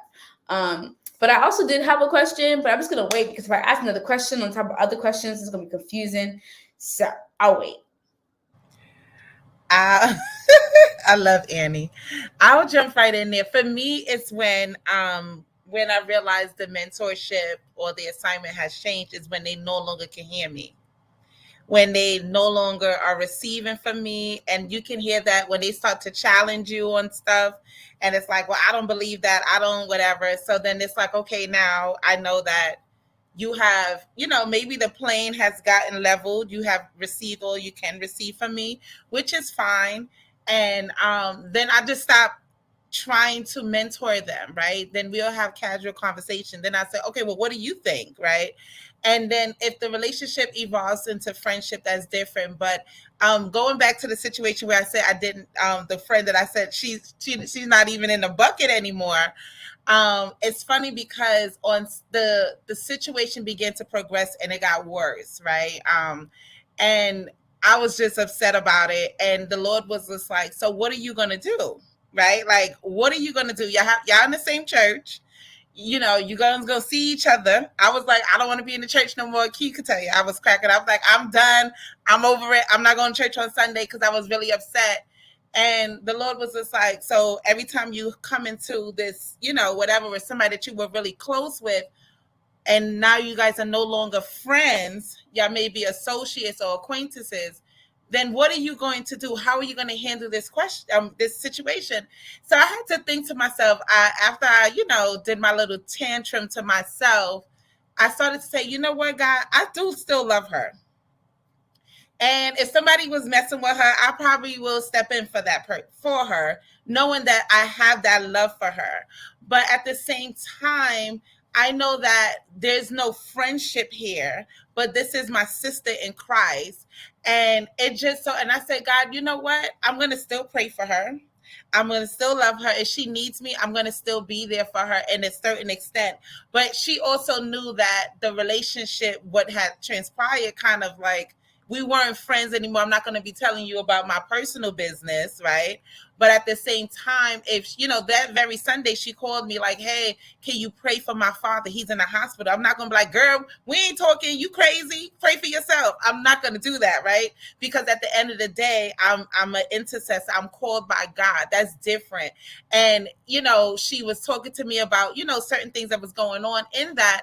And I was just like, all right, God, now I see how I can maneuver through this relationship after I, talked about the pain points, as Prophet Barrington was saying, that I was acknowledged that I was hurt in the situation. I acknowledged that I had wounds in the situation.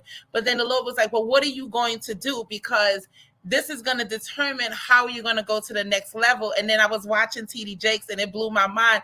He was like, you have not matured until you have learned to be nice to nasty. Oh, that thing just took me out.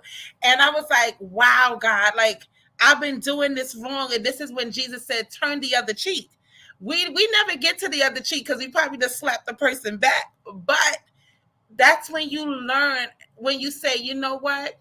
I'm not going to let this person change who I am and who God created me to be, right? I'm not going to allow them to shut my love off, shut off my faucet of love and how I give, or, because sometimes we get hurt and we're like, oh, I'm never doing that again. I'm not going to mentor nobody. I'm not going to do this. I said, I can't let them change me for my authentic self. So I said, okay, God, I was hurt, but heal my heart. Heal that portion of me, but still allow me to do the same again. And okay, she maybe used me. She was very close to me. So that's why it hurt as much, because she was portraying to be a friend when she wasn't. So that like, all right, now I got to have better discernment. After reading this book, I'm able to like, all right, I could have, if I was able to discern properly, I would have realized that I brought her in too close too soon, and that I probably wouldn't have been as hurt. But that's how, when they stop hearing and it's like a challenge for me, or we're like fighting over a thing, then I know that they no longer hear me on that, and it's done. It's nothing to fight about. I'm not going to fight about what you should do. You got to live with your own consequences. We'll figure out what was right at the end of the day. So that's just my take on that. Well, I'll jump in after Erica because I can connect with some of the things that she was talking about. So first, I'll start with what I feel like this book has done, right? Has given us new language for relationships and how to manage them. And I think that's important because a lot of times we really and truly only go based on our experiences. But the beauty is we can gain wisdom. And I think Dharius Daniel took the time to give us wisdom. And so with that being said, when it comes to boundaries, because I'm reading this book, I think about boundaries more. And it makes me realize in seasons past how I did not have boundaries. And so in this new season, making sure that I establish the boundaries. One thing that was really big that blew my mind, I already knew, like, don't try to force something on somebody. Like, because I never wanted anything forced on me. So that was something I knew, right? But it was things such as this understanding that in an assignment, there's a different type of love that kind of blew me away. And I think it's a different kind of love simply because of what you're receiving back from them is different, right? In a friendship, there's a deeper connection and a deeper love because we're sharing both back and forth, pouring into one another back and forth. There is a love, a great love for an assignment, but it's a different type of love. It's a different type of affection because of the level of vulnerability that's different in that space and in that area for the mentor. And so I really love the fact that he also said a mentor can be friendly, but they're still not in the friend category.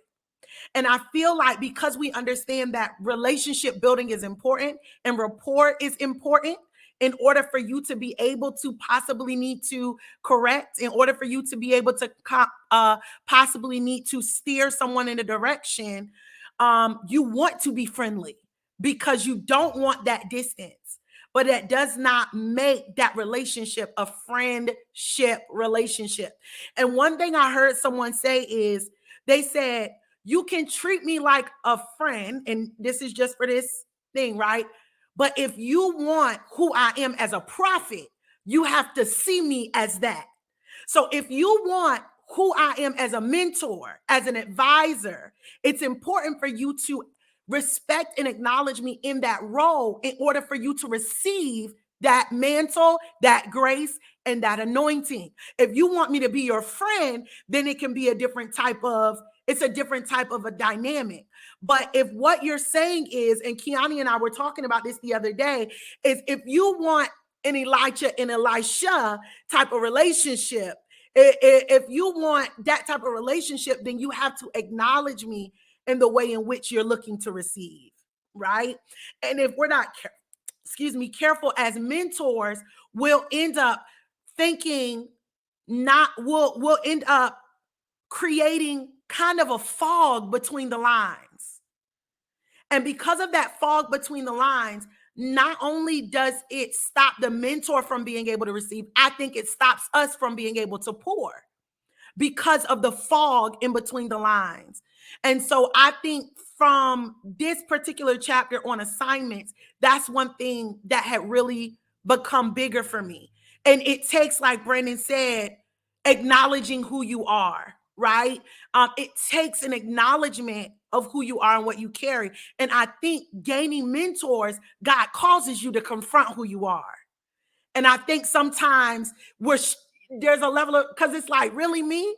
And God's like, yeah, they see what I already put in you. So come on, let's stretch and let's get you to confront the real you and rise up in this season.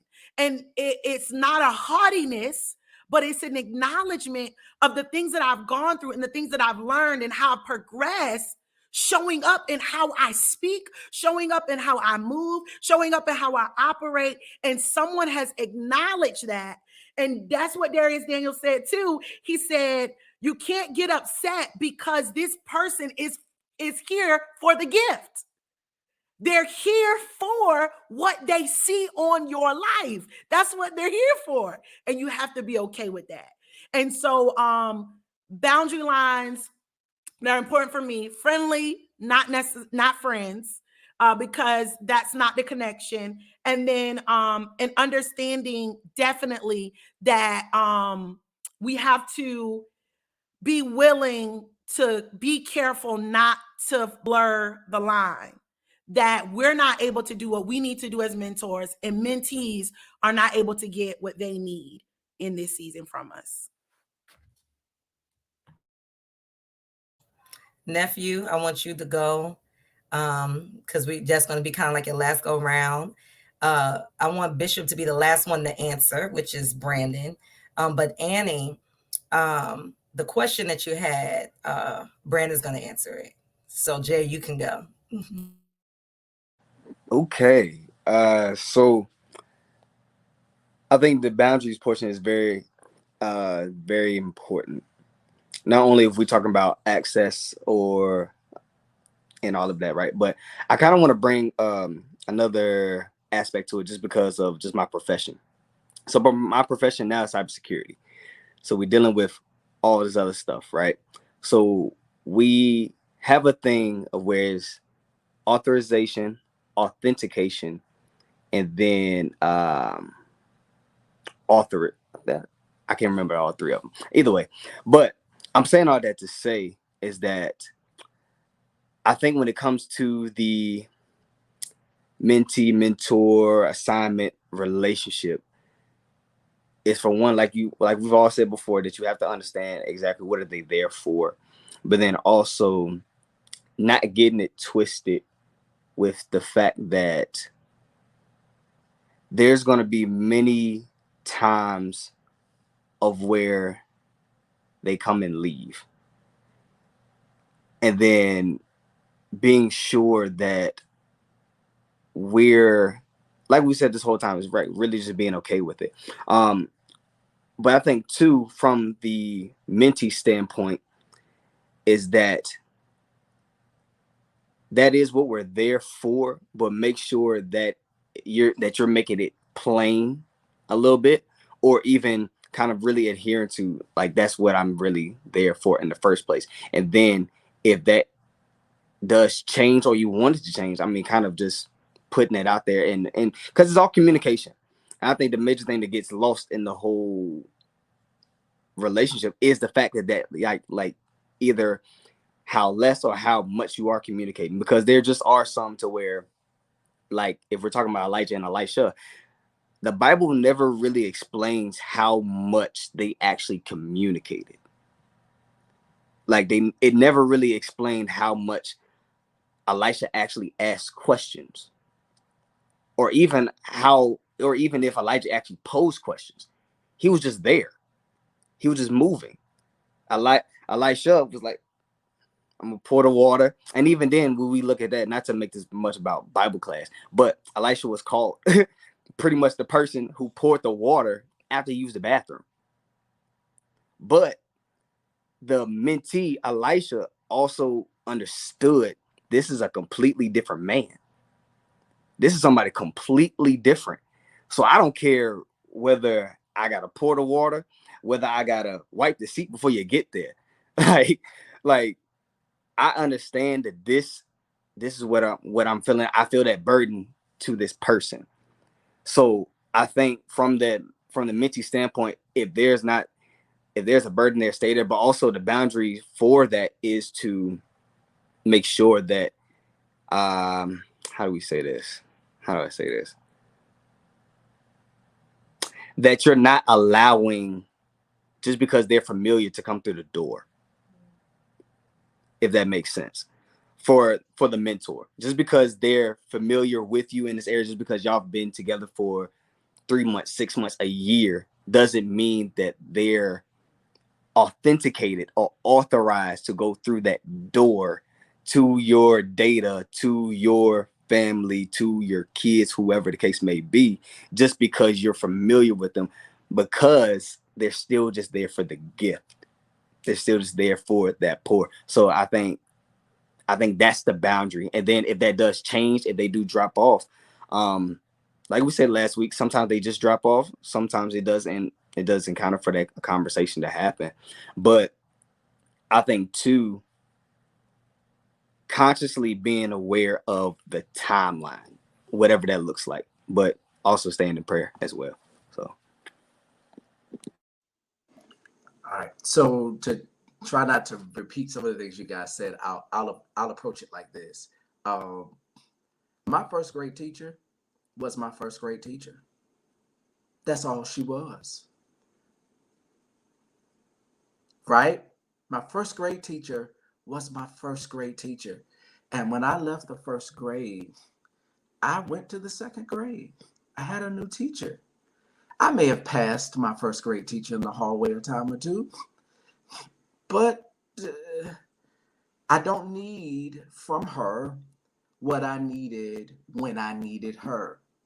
And so when the season changed, here's the reality, because I never, as the first grade student, conceptualized the pain that the first grade teacher went through every year as she had to rotate out a group of children that she had poured her life, her heart, her experience, her love into. Now I am conscious, and if I could find her, I would go back to say thank you, and I honor you, that even though you were being paid to do a job, you helped develop me and get me ready for the next phase. And I, at the time, so you've got to understand that often mentees don't know the weight that sits on your shoulders as you coach them through. They don't know that while they were asleep, you woke up at 2:30 in the morning, leaning over your bed. I'm talking personal experience, weeping over where they are and praying them through the obstacles and the challenges that they're facing. They don't know, which is why you have to be dedicated to the assignment as given by God, right? And the Bible tells us to do, and all that you do it as unto the Lord.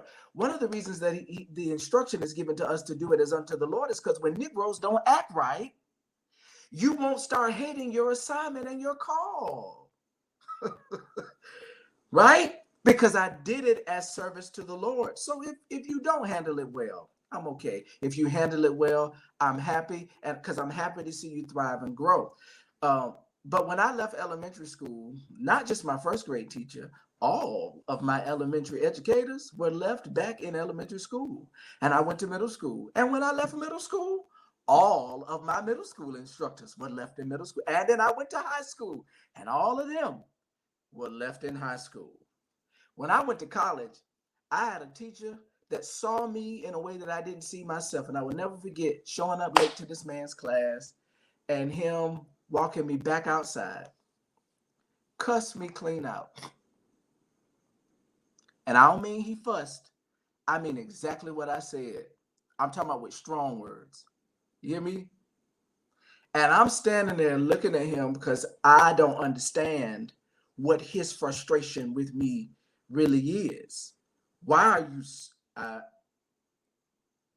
was late. I had car trouble. What is your deal? And this man looked me in my face and said, "You're the smartest person in my class, but you act like the dumbest." My G, first of all, who you talking to? Right? But this man was so passionate about it that his words kind of hit. I immediately kind of shrank a little bit because I got ready to bow up because he was coming at me so hard. But what I saw was that this man saw something in me that I just wasn't conscious of. And it wasn't about me being late to his class. It was about me not taking my development as seriously as I should. This man said this to me. Thank God he still allowed me to sit in the class. But from there on out, it felt like the weight of this man's wrath was on me.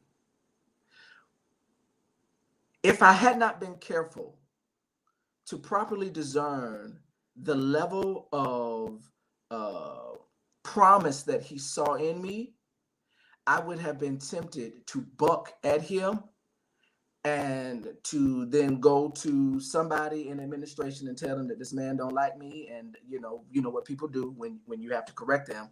We start having tantrums, and then we claim that you don't like me, and all that kind of stuff. We turn into a victim. But this man, I recognized that his concern was about, listen to me, y'all, was about my development, because he was the professor. He didn't need the class. I did. Okay. All right. That's one. I'm gonna slide to the next.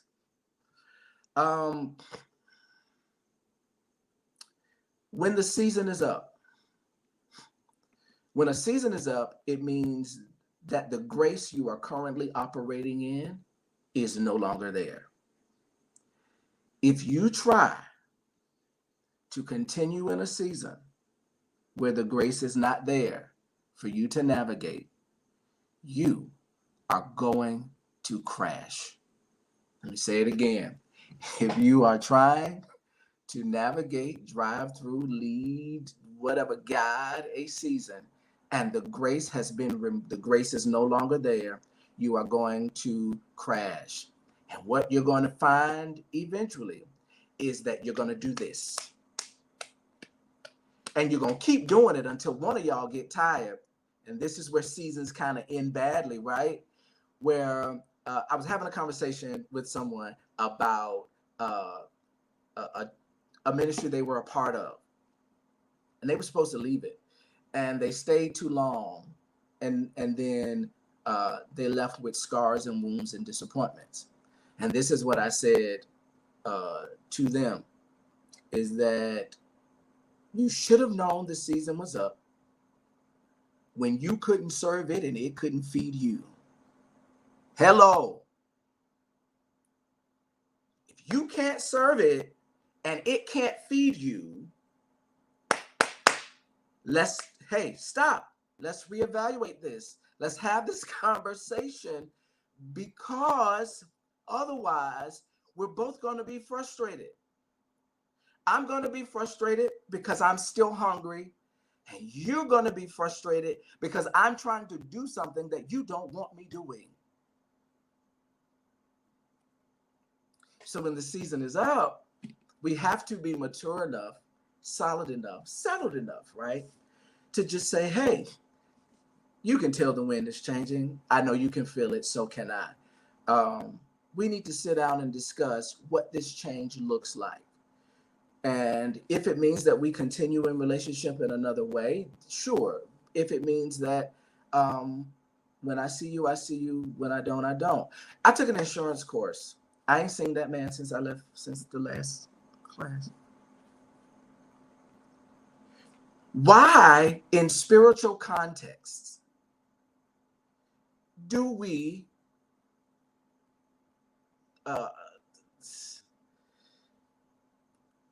attach our identities to assignments the way that we do? That's good. The man that walked me through that insurance course has not called me, has not emailed me, has not followed up with me, has not checked on me. He don't even know if I passed the test. He don't care. He might care. I shouldn't say the man don't care. He probably, well, I could tell from the way he taught, he did want all of his students to succeed, okay? But he doesn't know whether or not I passed or failed, because he did his job and he let me go.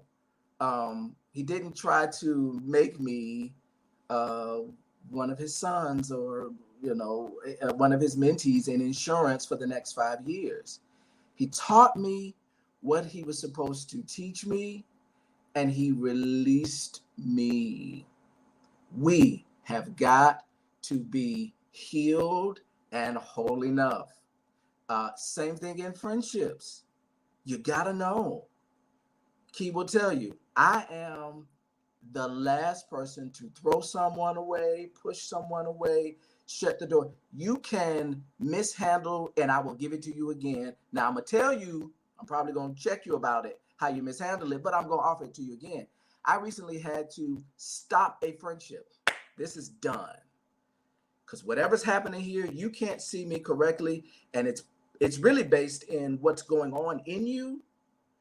But I'm frustrated trying to love you, and I'm getting stabbed and scratched and punched and kicked and insulted and all kinds of things. So I realized that this season has changed. I have nothing left to offer it at the moment. Maybe one day we may not come back and reconvene, but I'm tapped out. and I had to accept, as much as I didn't want to. For me, it's a very painful thing, but I had to accept that I have served this as long as I can. Season is up. I bow out gracefully and I bless you. Watch this. I don't curse your journey away from me.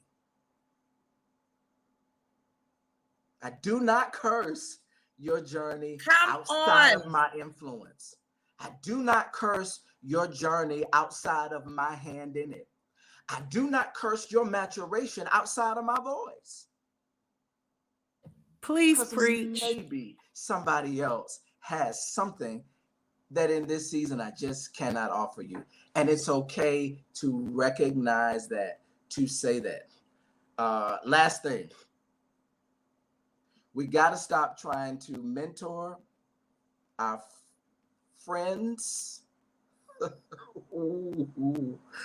You got to stop trying to mentor your friends, and you've got to stop trying to make mentees your friends. It is that blurred line is dangerous. And I know from experience, Key and I were talking about something the other day, and she said, well, did you tell them da da da da da? I said, no, ma'am, because they won't hear it from me. Another voice will have to say it, right? This is a friend that I realized I'm not that role for them. I am their friend. I'm not their mentor. I'm not their coach. And as much as I know what needs to happen, they're going to have to journey it out. And as a friend, I need to be there to support them. And if it ever comes up in discussion in friendship, I don't need to put on the mentor hat and rebuke them because they couldn't hear me when I was trying to tell them. You got to you're my friend. We love each other. There's exchange and reciprocity. Mentorship, it may not necessarily be. And we've got to be clear about that and not try to make one the other. We're not even going to talk about that in romantic relationships because that's a whole nother thing. Annie had a question that I think I was supposed to answer. Can we repeat that question? So I know. We dead. We don't got nothing left to give, to ask, to take. Look, where's my faint emoji? my faint gift. Where's it at? Like, heart, share, come do something.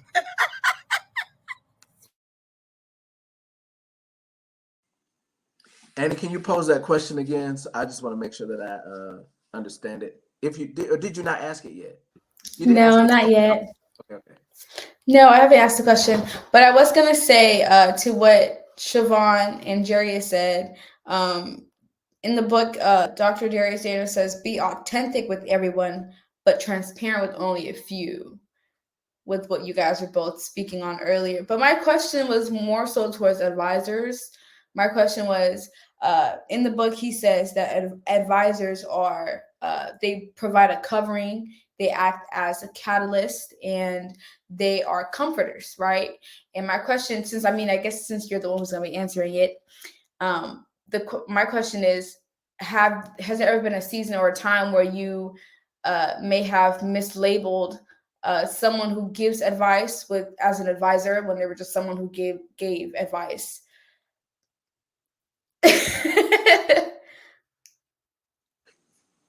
Key, cut it out, yo. How would you know to throw that question at me? You didn't even know what her question was. It's in the book. So absolutely, I have I've been in the instance where an advisor, one who gave great advice and seemingly perpetually gave great advice, was put in a place, in a position, at least in my heart and in my mind, that I now know that was not their seat to sit in. And often you don't know that a person has been miscategorized or misplaced until there's a responsibility beyond words. Okay? And when when there's a responsibility beyond what I said sounded good, and you could say, that's good. And there is a responsibility for me to show up and to be stable and to undergird you. You don't know that that advisor is just a person that knows some stuff, right? What I call it is this, and we're watching it even throughout the kingdom now, where for the sake of elevation and being promoted or being attached to something that looks good or looks big, that many are trying to make brothers their fathers.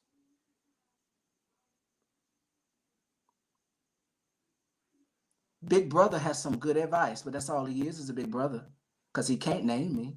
He can't identify me. He can't set me in, because if he's not in authority, he can't give me any. So one of the mistakes we make is we submit to people who don't have the ability to give us authority. So you're not going to gain what you think you're going to gain from it. So yes, I've been in that situation. And it was very, very painful for me when the lights finally came on and I realized that I had tried to make a brother a father. It was devastating, if I be honest. But I also realized that I had to take some responsibility in that, right? Because I was so needy at the moment, and most people around me wouldn't have known. Because here's the deal: when you're really hungry and thirsty, sometimes you're too thirsty or hungry, but when you're really hungry and thirsty, you might settle for anything that's offered in front of you, and you don't take the time to properly discern it, right? And to make sure that it is exactly what you need. It is in light of the fact that I'm hungry and they're offering food. I don't want to use the name of a restaurant, but there are some fast food places that we are very clear on now that their food is no good for us or our children, right? I don't want to call the name because we don't want to get no lawsuits and things. But McDonald's. We know that there are some places you should not eat. But when you're hungry for real, and if you're desperate, you're really hungry, you might be tempted to go through that drive-through or to walk into that establishment and order their food, knowing that it will not serve you as well as perhaps going somewhere else or going home to cook for yourself. Get out of my closet. By the way, since I said it, sometimes the reason that mentor and mentee relationships are not well is because you should be cooking for yourself and doing your own research, and you're being lazy. All right now. I know we didn't talk about that tonight, but I just need to say that sometimes you're looking for someone to do what you are too lazy to do, and that doesn't work either. I'm sorry, I don't know what's in the question, but yes, I have been in a situation. Now, what I also realized about this, let me just say this to that, Annie, because I think this is really important. What I also realized that I did was that because a voice seemed to be more prominent and more affluent and more visible, that I was looking to hear from them, and there were some right in my face that I was ignoring. So that's why the Bible tells us to know them that labor among you. Stop reaching so high sometimes. We just be, stop it, because what that really means is that there's some idolatry going on there. And it also means that part of what you're driven by is not as pure as you presented to be. Because the pure in heart will see what the Bible said, blessed are the pure in heart, for they will see God. So if somebody is in front of you that has what you need and God has set them there to help you, but you're reaching above them, it means your heart isn't pure because you can't see it. Why can't you see it? Why are you reaching up there? We've got to talk about the fact that something, I'm sorry, I done went somewhere else, but something else is going on in you. Something else is happening. You're reaching too far. I need a fan. Right there in your face who has I can't tell you how many times Kiani and Siobhan and Andre Mason and Sierra Mason and Crystal Arrington and Justin and Emery, or I can go down the list of people who have been exactly what I needed when I needed it. I didn't need, and I listened to him, but I didn't need Bishop T.D. Jakes to intervene. I needed to hear the wisdom of my sister Kiani. I needed the word of the Lord from Siobhan. Siobhan walked up on me one time and at first I was just like, I don't want to hear nothing else. But as she was talking, I was just like, boy, humble yourself, because no, listen though. Because if this was Bishop Bernard Jordan, you would have been crying just because he called you out before he even said anything. Humble yourself. Humble yourself so you can hear and receive, because sometimes you don't. Here's the deal. Sometimes you don't need mentors. Maybe you do need a friend. Okay, I'm sorry. All right, I'm done. What you not gonna do is just drop us like that. Come on, B. Disrespect us. Mighty GD. Okay. I'm just saying.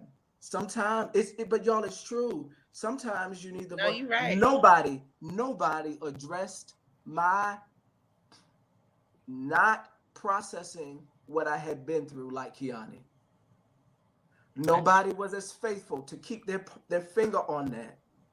I feel like I was about to cry, because what I can see now in retrospect was her love for me was so profound that regardless of my sometimes rolling my eyes, I'm coming back to this. I'm coming back to this. I'm coming back to this. I'm coming. And that was a friend. That was a friendship thing. That wasn't, I mean, now also she was, now one of the things, and I'm done after this. One of the things I loved about her was she was also the leader of the intercessors at that time. So she was mentor. But Key has this way of, when it's time to teach you. And when it's time, if we were just going out to have fun, we just going out to have fun. She has a way of, and maybe because of the experience she shared where she didn't handle it right, it must have taught her how to know when and when not. And then what I watched was, after she taught me and was my mentor for a season, she very easily acclimated me into friendship and did not try to be mentor once I became friend, and never used the submission that I gave her during the season of mentorship to dominate me in friendship. Because in mentorship, when she would come and say to me, XYZ, I would say, yes, ma'am, it won't happen again. No, well, I've been preaching and prophesying since I was such and such and such years old. No. It was yes and amen. Yes, ma'am. Anyway, I feel like I said way too much.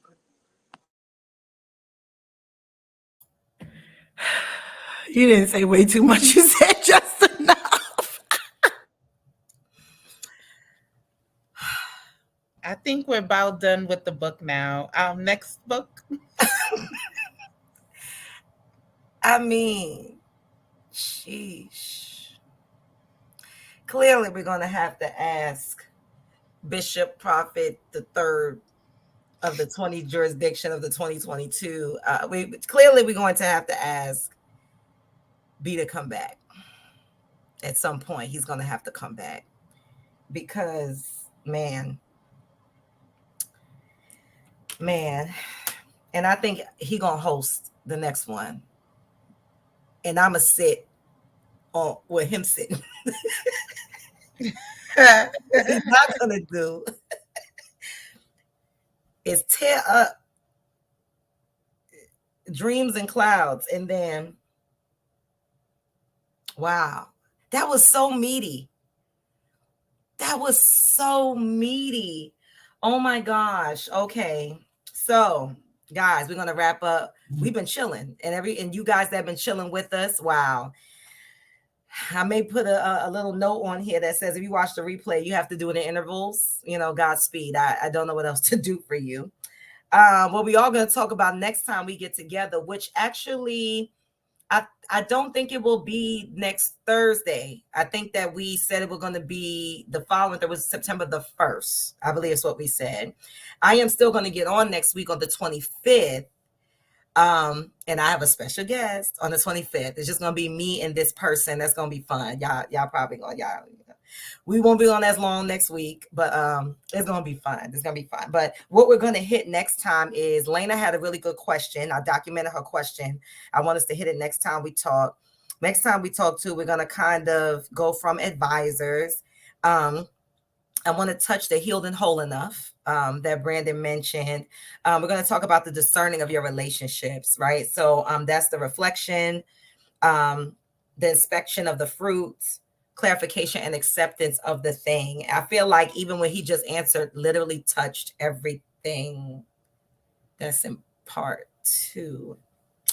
So I guess we'll see what we have to do to get him back here. Let's see if we get him a cookie, honorarium, whatever we got to do. And we got to see what we got to do to get him back in the sanctuary, because that was good. But you guys, this has blessed me, and I have been learning. Yeah, I don't even know. I don't even know what else to say. I mean, there's nothing else to say. It just makes you want to get your whole life, right? Like, you just want to like make sure like you do know identity. You want to make sure that you like know who you are. You want to check your own self in life. Like, I have some praying to do.